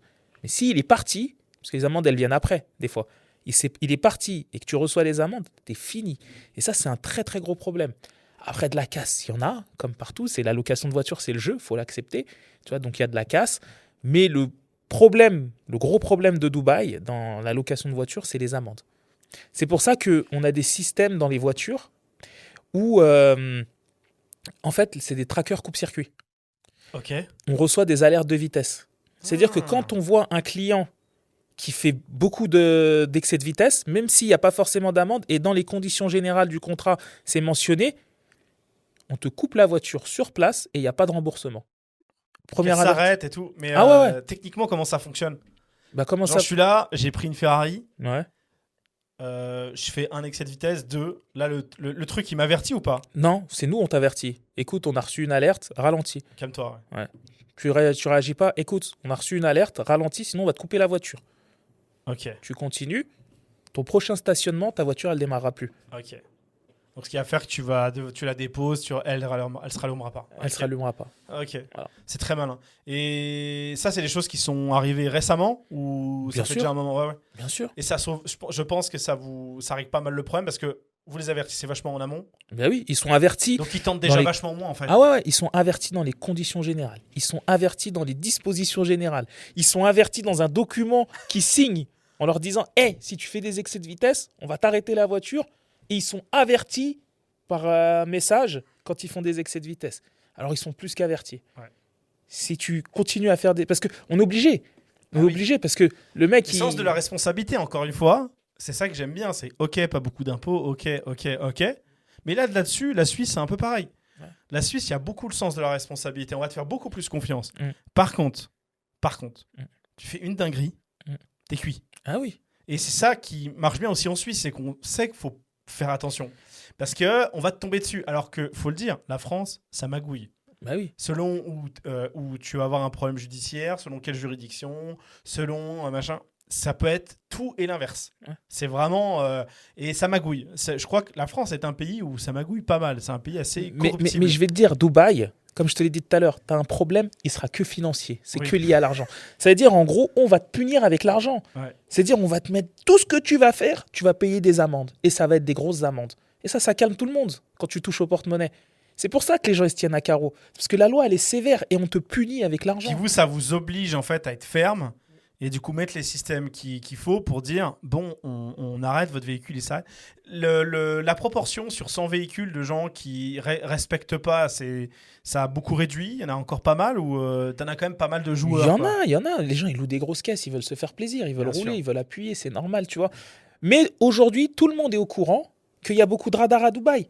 Ça veut dire que même nous, d'un autre côté, on te préserve en faisant ça. On Bien t'évite sûr. de te retrouver avec... Parce que les amendes, tu vas les payer. T'as vu? On te préserve d'un côté, tu vois. Il y en a qui disent, ouais, mais c'est bon, de toute façon, si je me mange une amende, je vais la payer. Ouais, ok. Mais nous, on veut pas aussi que tu fumes la voiture. Parce que quand tu fais tes... T'as vu, on sait que quand t'accélères, tu freines, pour éviter chaque radar, tu fumes les freins de la voiture. Tu Bien vois, sûr. tu vois, donc nous aussi, L'embrayage, etc. Eh La ouais, boîte de vitesse. voilà. Nous, on veut pas ça. Parce que toi, pour esquiver les radars, tu vas faire ça. Donc c'est pour ça aussi, on veut pas que tu roules à fond. Et les clients aussi, tu as vu, ils veulent pas se manger des amendes. Et ils savent très bien que si demain, ils se retrouvent... J'ai déjà eu un gars, il s'est retrouvé bloqué 4 mois dans le pays à cause de ça. Il a cassé une voiture, il n'avait pas de quoi payer, il s'est retrouvé bloqué 4 mois. Tu vois. Donc, Parce qu'il devait payer avant de partir. bah ouais, nous on te bloque, travel ban, case, tout de suite. Ouais. Ça, c'est du direct, ça, tu vois. Puis le message finit par passer, donc tout le monde après se tient à carreau parce qu'il se dit je peux être bloqué là-bas pendant Bah des oui, mois. bah oui. Et du coup, voilà, il y a des situations où tu peux bloquer, il y a des situations où tu peux pas bloquer, mais il y a des gens qui sont déjà retrouvés bloqués là-bas parce qu'ils ils ont fait des dingueries. Et, et ouais, du coup, les gens, ils viennent en étant responsables aussi, tu vois. Et c'est pour ça que le business, il a changé aussi un petit peu, parce que les gens, ils savent très bien maintenant, ah, on peut plus faire ce qu'on veut avec les grosses caisses. C'est plus aussi intéressant d'avoir... Et puis maintenant aussi en Europe, c'est facile d'avoir une voiture de luxe, hein, C'est maintenant. Avant, c'était plus compliqué. Maintenant, moi, à mon époque, c'était très compliqué, hein, de pouvoir conduire une Lamborghini aussi. Aujourd'hui, tu vois un gamin de 17 ans, il a même pas le permis, il tourne en Urus, tu vois. Donc, c'est Vive devenu la facile. France. Mais oui, mais c'est vrai, c'est réel, tu vois. Avec les plaques polonaises, Exactement, etc. tu vois, les plaques allemandes, polonaises, tout ça. Donc, tu vois des petits jeunes. Tu saurais expliquer le principe justement de pourquoi on a eu d'un coup plein de plaques polonaises, mais on en voit même en Suisse d'ailleurs. T'as pas vu toi des gens en Suisse aussi qui louent des véhicules et elles sont plaquées polonaises Il n'y a plus trop les polonaises maintenant. Ça s'est calmé. Ça s'est calmé. Parce que c'était accessible, tout simplement. Fiscalement, ouais. Même Tout, pas en fait, fiscalement, accessible. Tu vas en Pologne, tu vas avec 10 000, 15 000 euros, tu repars avec 2-3 voitures en Ok, leasing. D'accord. C'était accessible. C'était accessible, c'est pour ça, c'est tout. C'est l'accessibilité qui crée. C'est le fait que quand les choses elles sont trop accessibles, qu'il y a du monde dessus. Quand c'est pas accessible, qu'il y a des barrières à Qu'il y a de la l'entrée, qu'il y a des contrainte, ouais. restrictions, de la contrainte, c'est là où ça fait le tri, tu vois. C'est pour ça que c'est bien aussi quand il y a de la difficulté, tu vois, parce que ça fait un tri. Il reste les meilleurs. C'est pour ça que, comme je disais tout à l'heure par rapport à la guerre, c'est la Champions League qui démarre. Là, c'est les meilleurs qui vont rester. Parce que là, il y a de la difficulté. Là, c'est plus aussi facile. Les gens, ils vont plus investir aussi facilement à Dubaï. Tu sais, ça peut être aussi facile. Et ben, c'est pareil dans tout. Quand il y a de la difficulté, il y a des barrières, il y a des trucs, ben, ça fait un tri naturel. Et à Dubaï, le tri se fait avec l'argent. Parce que tout le monde sait qu'il faut avoir quand même un certain capital pour pouvoir vivre à Dubaï. Et ça fait le tri. Il y a des gens, bah, ils n'ont pas les moyens, ils ne viennent pas, tu vois. Il y a des gens, ils croyaient qu'ils avaient les moyens, finalement, ils voient qu'ils n'ont pas les moyens, ils repartent, tu vois. Donc, le tri se fait comme ça. Est-ce qu'il y a, pour terminer sur la partie loc, après on partira sur l'immobilier, est-ce qu'il y a des véhicules où tu t'es dit, faut jamais les louer, c'est une tannée? Ouais. Où vraiment c'est trop problématique, ça pose trop de soucis? Ouais. Toute la catégorie RS3, 45, trucs, tu vois, ces voitures que les jeunes aiment bien. Ouais. Mais à la fin, c'est eux que tu retrouves en train de faire truc de fou avec la voiture, tu vois. Ça attire vraiment pas les bons clients, on va dire. Ouais, non, ça attire pas les bons clients. Ce qui attire les bons clients, c'est le top et l'éco. Ok. Parce que l'éco, il va la louer par utilité. Il va pas la louer pour faire des dingueries avec la voiture, Bien pour sûr. rouler à fond, tu vas retrouver la voiture en train de faire des trucs bizarres. Non, le mec, il a besoin d'une voiture. Tu vois, moi, je travaillais par exemple avec des sociétés. Ils me louaient des flottes de véhicules, tu vois, pour leurs employés. C'est des commerciaux qui ont besoin de se déplacer dans la Suisse et ils veulent pas acheter de voiture parce qu'ils veulent pas s'embêter avec les assurances, les entretiens, les plaques, les trucs, tu vois. Puis ils ont du turnover, donc ils préfèrent louer les voitures et les donner à leurs employés, tu vois. Donc j'avais cette clientèle-là. Après, tu as la clientèle de la voiture de luxe, c'est plus pour des événements, tu vois, pour des mariages, des choses comme ça, tu vois. Donc c'est ponctuel. Ça, c'est des bonnes clientèles en général. Ouais, et puis après, à la fin, on développe encore un peu plus la voiture avec chauffeur, tu vois. Parce que maintenant, ben, le service aussi, c'est important. Donc, Bentley, classe S. ouais, classe S, classe G, Bentley, tu vois, la voiture avec chauffeur. Tu sais, c'est ton jour de mariage, par exemple, tu conduis pas, tu vois, tu te fais conduire. Et t'as une voiture classe, une belle voiture, tu vois, et c'est bien. Ça, c'est des bien. bons clients. Ouais, ça, c'est On bon peut pas clientèle. faire des burns avec le classe S. Ouais, après, tu vois, t'as l'équipe de potes qui va faire le cortège avec les Bien grosses sûr. voitures, tu vois. Donc, eux, voilà, parfois dans des cortèges, bah, il se passe des dingueries, mais c'est le jeu en même temps, hein. Tu vois, tu fais de la location de voiture, dans tout business, dans tout investissement, il y a un risque. Bah, le risque, c'est que ta voiture, elle se retrouve dans un mur. T'as des Ça fait assurances, t'as partie des du choses comme business ça. model, Ouais, ouais. c'est comme ça, t'as des cautions, t'as des trucs, faut l'accepter. C'est comme ça. Bon, merci beaucoup. J'ai appris des choses sur la location parce que, en fait, on entend parler un peu de ce business, mais en vrai, c'est assez opaque. Et puis moi, je suis toujours curieux de comprendre comment ça démarre parce que c'est quand même. On entend tout et n'importe quoi sur ce business-là. Tu vois, et moi, je trouve ça bien d'avoir des gens qui sont dans l'inside parce que j'en vois pas beaucoup. On a des clients qui sont venus ici dans le studio de Get Podcast. D'ailleurs, je précise. Parce que j'ai même pas dit, mais c'est le podcast de Suisse Founder. Bienvenue les amis. Après 2h30 d'introduction, Ouais. on est au 4e épisode maintenant avec Salimou. Je te remercie encore d'être là. Mais on a des clients ici chez Get Podcast, parce qu'on tourne chez Get Podcast actuellement, qui sont dans la location de véhicules. Enfin, pas dans le business pour le particulier qui rentabilise son véhicule. Je crois que ça s'appelle Rentable. Ça dit quelque chose? Rentable, c'est une plateforme, je crois en Suisse, où tu peux placer ton véhicule pour le louer, justement pour le rentabiliser. Genre, tu as une Porsche, tu veux le louer de temps en temps, et eux font conciergerie, assurance. Il faut que je regarde ça en détail. Il faudrait que je fasse un feat une fois que vous venez dans Swiss Founder pour que vous parliez de ça. Ce serait très drôle. Et c'est grâce à eux et toi que j'en sais un peu plus. Donc je te remercie parce que je pense qu'il y a plein de gens. Moi, j'aime bien les business digitaux et tout, mais je trouve ça toujours passionnant, les gens qui ont des restaurants, des boîtes de BTP, de l'immobilier, les carleurs, comment ça marche, c'est quoi, comment ça fonctionne. Donc, rien que pour ça, je t'en remercie. Je t'en prie. Bon, maintenant, parlons du vif du sujet, l'immobilier à Dubaï. Ouais. Alors, on parle d'immobilier parce que tu parles d'immobilier à Dubaï, mais est-ce qu'avant, tu as fait de l'immobilier ailleurs qu'à Dubaï? Jamais. Jamais. Non. C'est vraiment l'immobilier à Dubaï. Mais comment ça a démarré? Comment tu t'es dit j'ai envie de faire. Comment tu t'es rendu compte déjà que tu avais du goût pour ça en fait? Tu te dis vraiment ça me plaît. Alors, comme je te l'ai dit au début, j'ai découvert l'immobilier à Dubaï en tant qu'investisseur. Donc, j'investissais et c'est comme ça que j'ai vu que c'était un... Tu faisais du flip, non? Genre t'achetais 6 mois après tu le Non, vendais tu vois, ou... tu connais, tu prends un truc, un plan de paiement. Toi, tu as la facilité de paiement et tout. Tu vois, tu achètes un truc, tu mets en loc, tu vois, hop, tu revends, tu as gagné de l'argent, tu es choqué.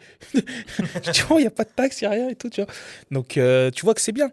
Mais en fait, c'est même pas ça. C'est que quand je me suis installé à Dubaï, tu vois, bah, des gens qui savaient que j'étais installé là-bas et qui connaissaient aussi l'immobilier à Dubaï, qui voulaient investir, ils me disaient c'est qu'il n'y avait pas autant d'agents immobiliers que maintenant. Tu vois. Donc ils me disaient ah t'es passé par qui j'aimerais bien investir, etc. Tu vois.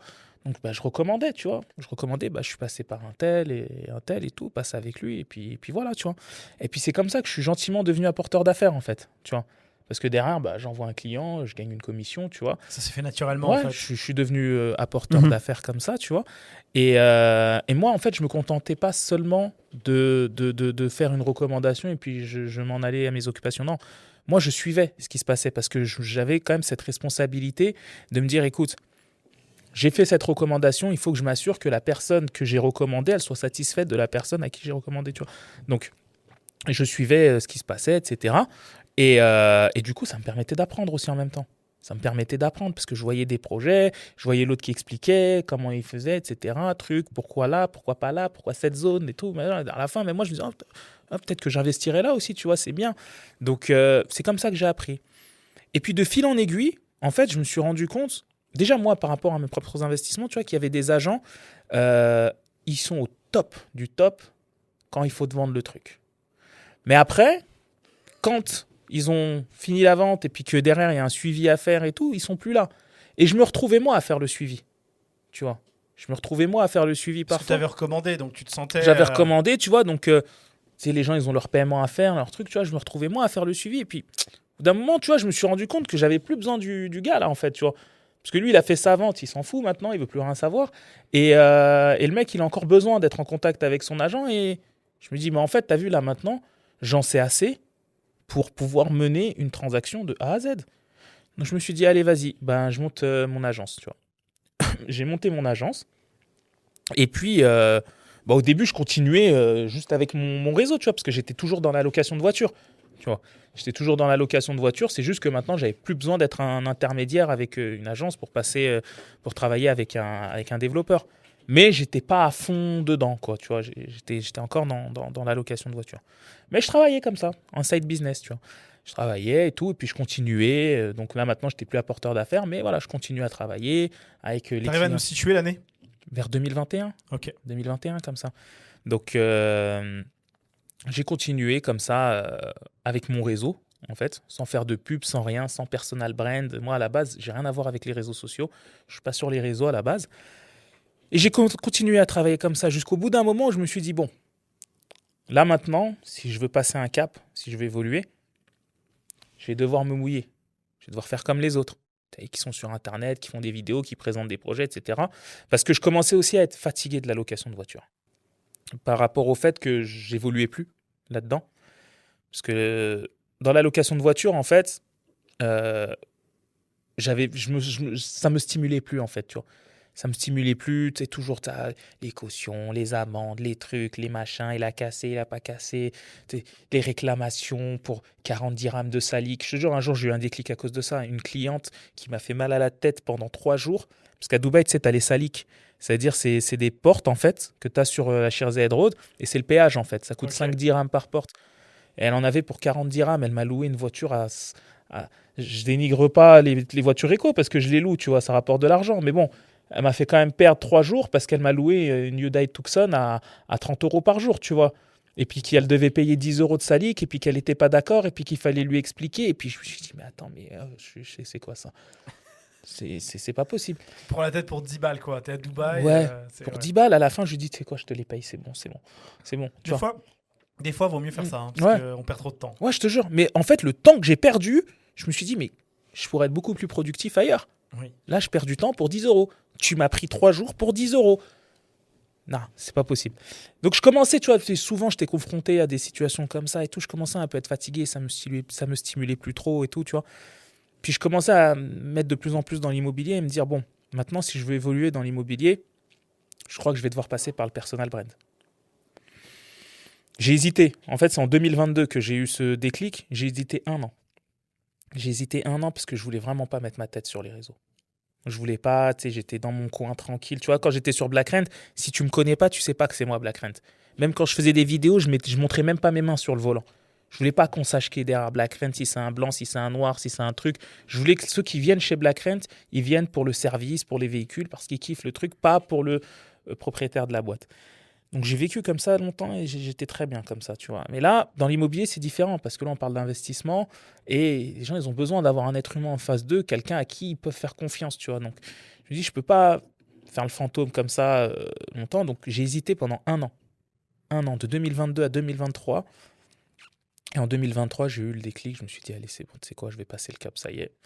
Et je me suis lancé, j'ai lancé mon personal brand, tu vois. J'ai lancé mon personal brand, j'ai commencé à faire des vidéos, à faire des collaborations avec des influenceurs. J'ai fait ma première collab, c'était avec Nasdaq, tu vois, à Dubaï. Ok.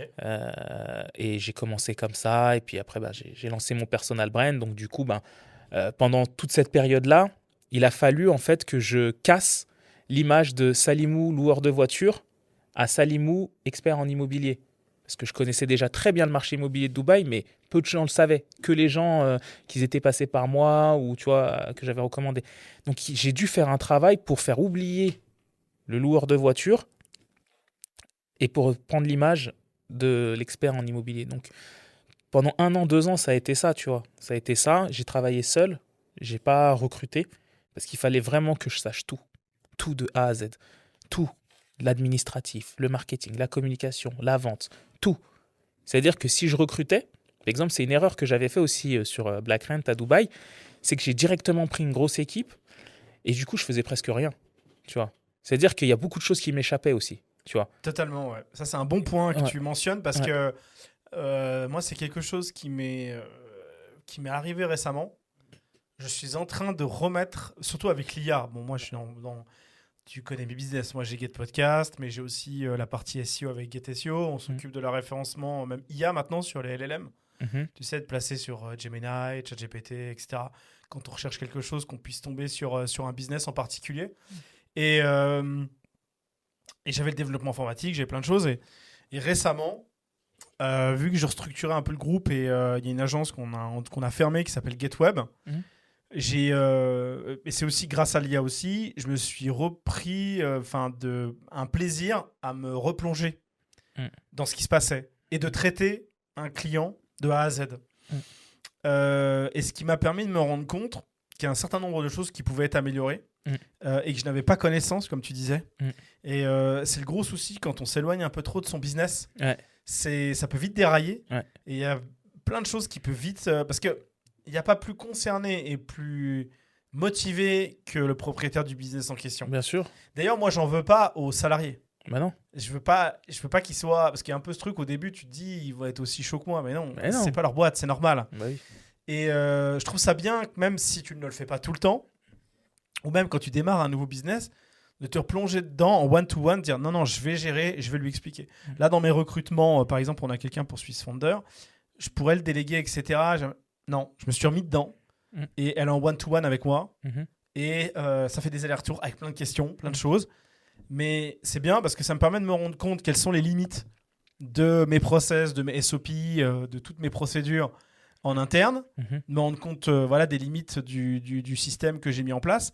Et accessoirement, qui mieux que moi pour voir si la personne en face de moi, elle est valable et elle a compris quoi. Ouais. Bah franchement, c'est difficile de faire mieux.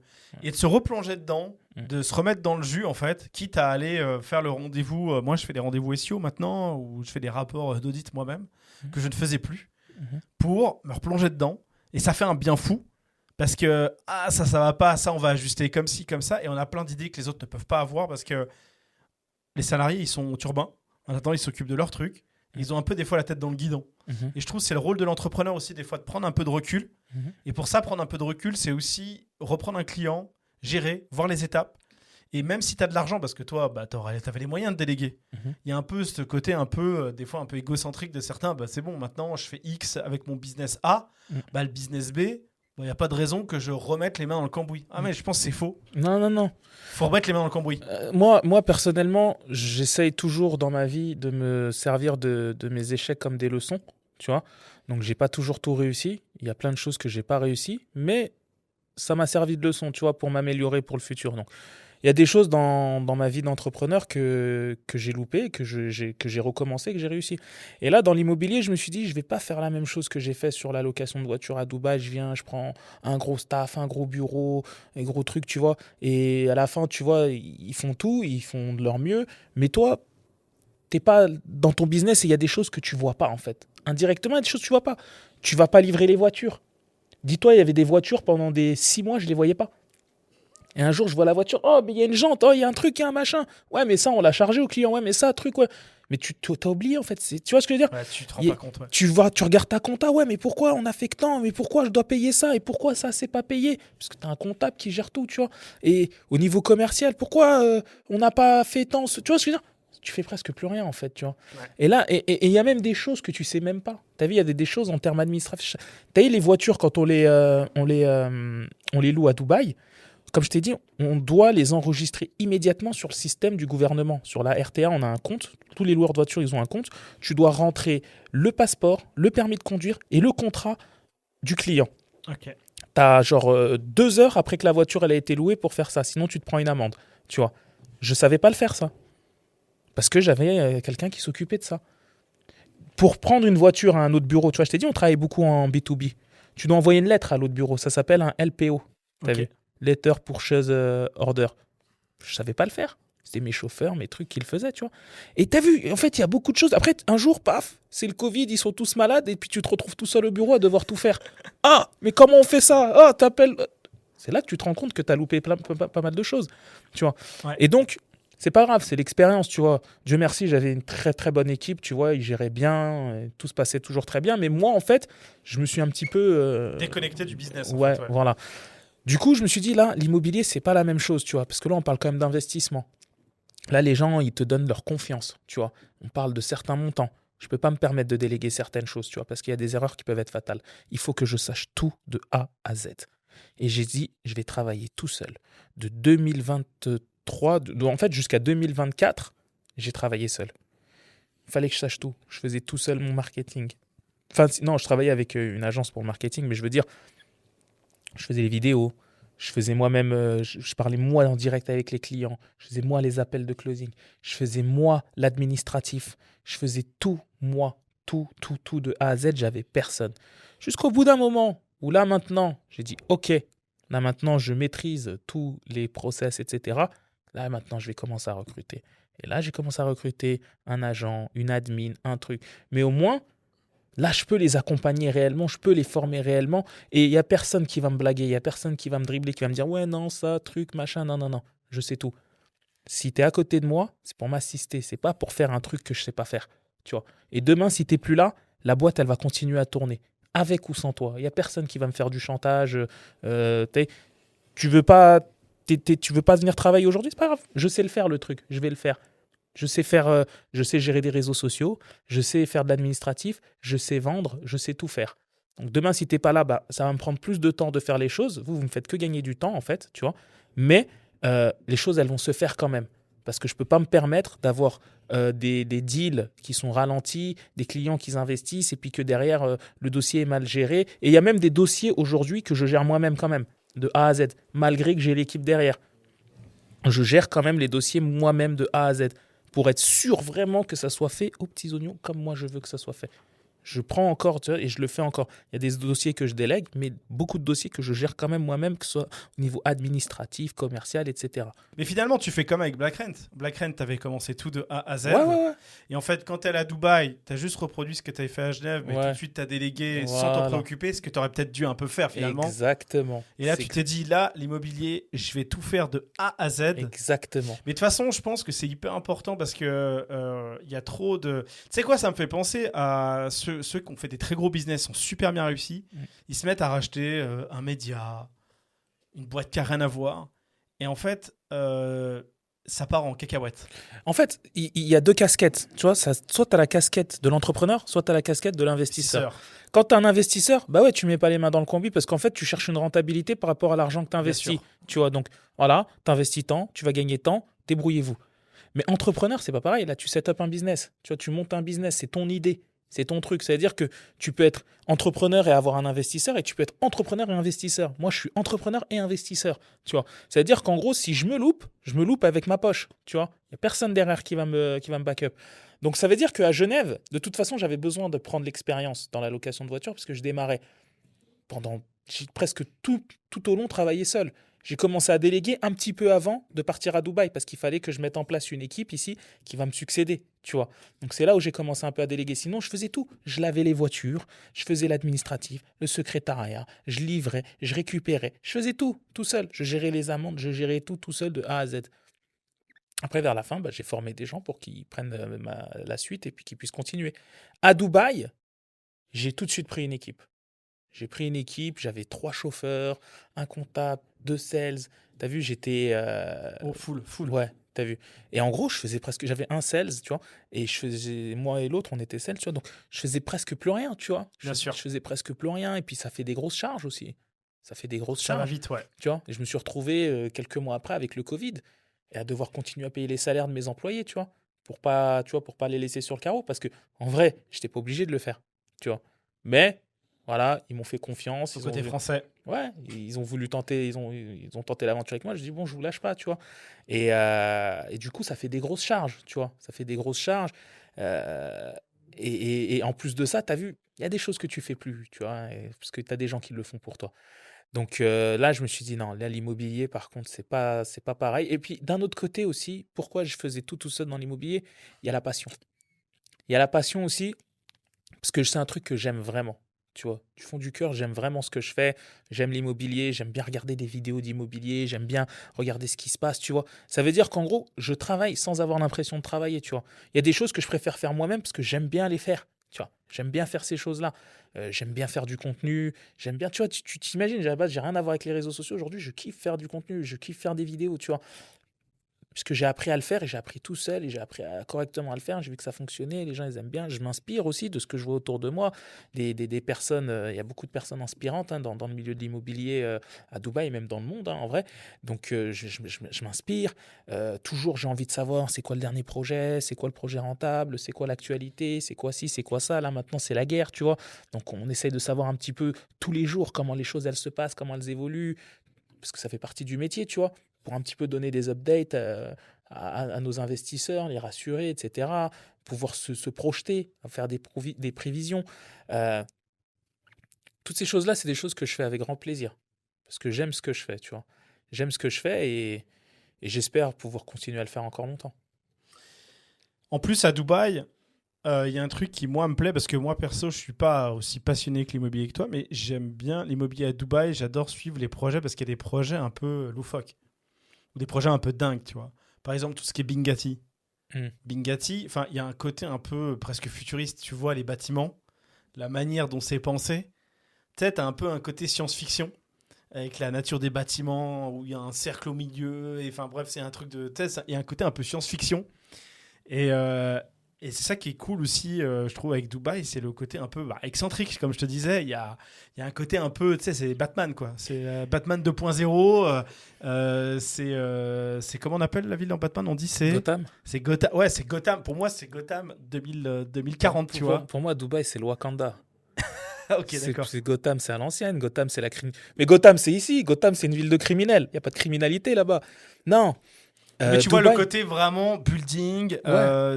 Pour moi, c'est le New York dans le désert, si tu Ouais, préfères. ouais. Un New York avec un peu de Vegas, un peu. Et les bâtiments, les trucs qu'ils construisent, c'est un truc de dingue. Mais tu vois, en fait, c'est ce que je dis, c'est que le pays, il a une ambition tellement folle qu'il va te ramener les meilleurs architectes, les meilleurs designers, les meilleurs constructeurs. Parce qu'ils savent qu'ils peuvent Tout. se lâcher en plus. Ben oui, ils te font des collaborations de ouf. Tu m'as parlé de Bingati. Bingati, ils ont fait une collaboration avec Jacob Co, Exact. avec Mercedes, avec Bugatti. Ils ont fait là la collaboration avec Mercedes. Ils ont fait une ville Mercedes, Mercedes City, première ville Mercedes, première communauté. Tu as des bâtiments, ils s'appellent Maybach et tout. Mais tu vois, en fait, Tu vois ça t'as nulle part ailleurs. ouais, mais en fait, tu as une concurrence tellement féroce que si tu veux te démarquer, tu es obligé de sortir des trucs de fou. Et tu te rends même pas compte le nombre de développeurs qui sont arrivés justement dernièrement avec des moyens colossaux, tu vois, qui sont vraiment les moyens de faire des trucs de fou. Si tu sors pas un truc de fou, tu vas te faire éteindre par l'autre qui va sortir un truc de fou à côté de toi. Il va te faire. Avant, les bâtiments, dans tous les bâtiments de Dubaï, tu as au moins une piscine et une salle de sport. Ouais. Tu vois. Mais ça, là, aujourd'hui, c'est le. T'as vu, déjà, ça, c'était strict minimum avant. Oh, maintenant, tu as des bâtiments, ils sont mieux que des hôtels. Tu as plus de 40 amenities. T'as un cinéma sur la piscine, t'as un cinéma dehors, t'as un cinéma dedans, t'as un mini-golf, t'as un terrain de paddle, t'as un terrain multisport, t'as un terrain de barbecue, t'as des studios de podcast. T'as des studios de podcast. Dans les tours. Ouais, t'as des studios de podcast. T'as des plages artificielles, des lagons artificiels. Maintenant, ils ont rajouté des trucs avec de l'IA, des musées, des trucs de fou. T'as un promoteur, il t'a fait un truc, c'est un gymnase. Tous les sports qui existent, tu peux le faire dans le building. C'est un gymnase, le truc. Et c'est ça qui est attrayant aussi, qui est kiffant pour quelqu'un qui fait de l'immobilier. C'est que c'est pas le truc plan-plan qui met des années. D'ailleurs, il y a quelqu'un que j'aimerais inviter dans le podcast qui s'appelle Édouard Claire. Il est spécialisé sur l'immobilier en Suisse. Et lui, tu le vois à quel point c'est difficile de pouvoir, parce qu'en Suisse, c'est difficile de construire et tout. Alors qu'il y a de l'argent, il y a des choses à faire. Alors que là-bas, bah, tu vois, il y a des inspirations, les gens ils kiffent, ils font des trucs un peu différents. Donc je pense qu'il y a aussi ça qui est vraiment attrayant avec Dubaï. Il y a un côté un peu futuriste, tu vois. Et quand tu fais de l'immobilier, tu t'amuses, quoi. T'es pas en train de te faire chier, pardon, excuse-moi l'expression, mais avec 50 000 autorisations, et vas-y, c'est la guerre. Non, faut pas faire le truc qui déborde un peu trop, vas-y. Alors, à Dubaï, ils ont des restrictions. Tu fais pas tout ce que tu veux comme tu veux. Quand même. T'as vu, même nous, pour faire des vidéos, on peut pas filmer ce qu'on veut, comme on veut. Faut des autorisations, etc. Mais je veux dire, tu prends quand même du plaisir. Demain, tu vas dans une villa de luxe faire une vidéo, c'est un plaisir. Demain, tu vas chez un développeur, juste ne serait-ce que quand tu fais des formations, tu vois, parce on se forme quotidiennement. Ils viennent te former pour te montrer leur nouveau projet. Mais toi-même, des fois, tu es choqué. Tu te dis, oh, ah ouais, vous avez fait ça et tout. Wow, tu vois, truc de fou. Tu sais, toi-même, tu as envie d'investir des fois. Tu te dis, c'est-à-dire que déjà, si toi-même, tu es convaincu, ce sera facile de convaincre quelqu'un d'autre. Envie de le vendre, Tu bien vois, sûr. c'est-à-dire que, en gros, c'est toujours un plaisir. Tu vois, genre, tu sais, des fois, ils viennent chez nous, ils nous invitent à des événements de fou, tu vois. Quand ils font un lancement, c'est un plaisir de travailler dans l'immobilier. Bien sûr, c'est un plaisir. Tu sais, tu travailles sans travailler, tu vois. Tu es toujours bien habillé, tu rencontres des bonnes personnes, tu en apprends tous les jours. Toi-même, de ton côté, tu cherches à apprendre, tu vois. Moi, tu sais, on a une grosse concurrence à Dubaï, mais pour moi, tant qu'elle est saine, j'ai pas de problème avec la concurrence, tu vois. En gros, je peux regarder mes concurrents, ils me regardent aussi, tu vois. Et Tout le monde s'inspire de tout le monde, tu vois ce que je veux dire? Tant que c'est sain, on se tire pas dans les pattes, tu commences pas à dénigrer l'autre. Et de toute façon, t'as pas le droit de faire ça aussi à Dubaï, c'est ça qui est bien, tu vois? C'est ça qui est bien. Faut être raisonnable, ouais. Non, t'as pas le droit. T'as pas le droit de prendre tes réseaux et de dire ouais, telle agence, elle est nulle, tel agent, il est nul. T'as pas le droit de faire ça, c'est interdit. Je trouve ça bien. Ouais. Ouais, shame on name. Ça, t'as pas le droit de critiquer publiquement quelqu'un d'autre, et tant mieux, tu vois. Sinon, ça serait une dinguerie. Les gens, ils se feraient des trucs de fou, tu vois.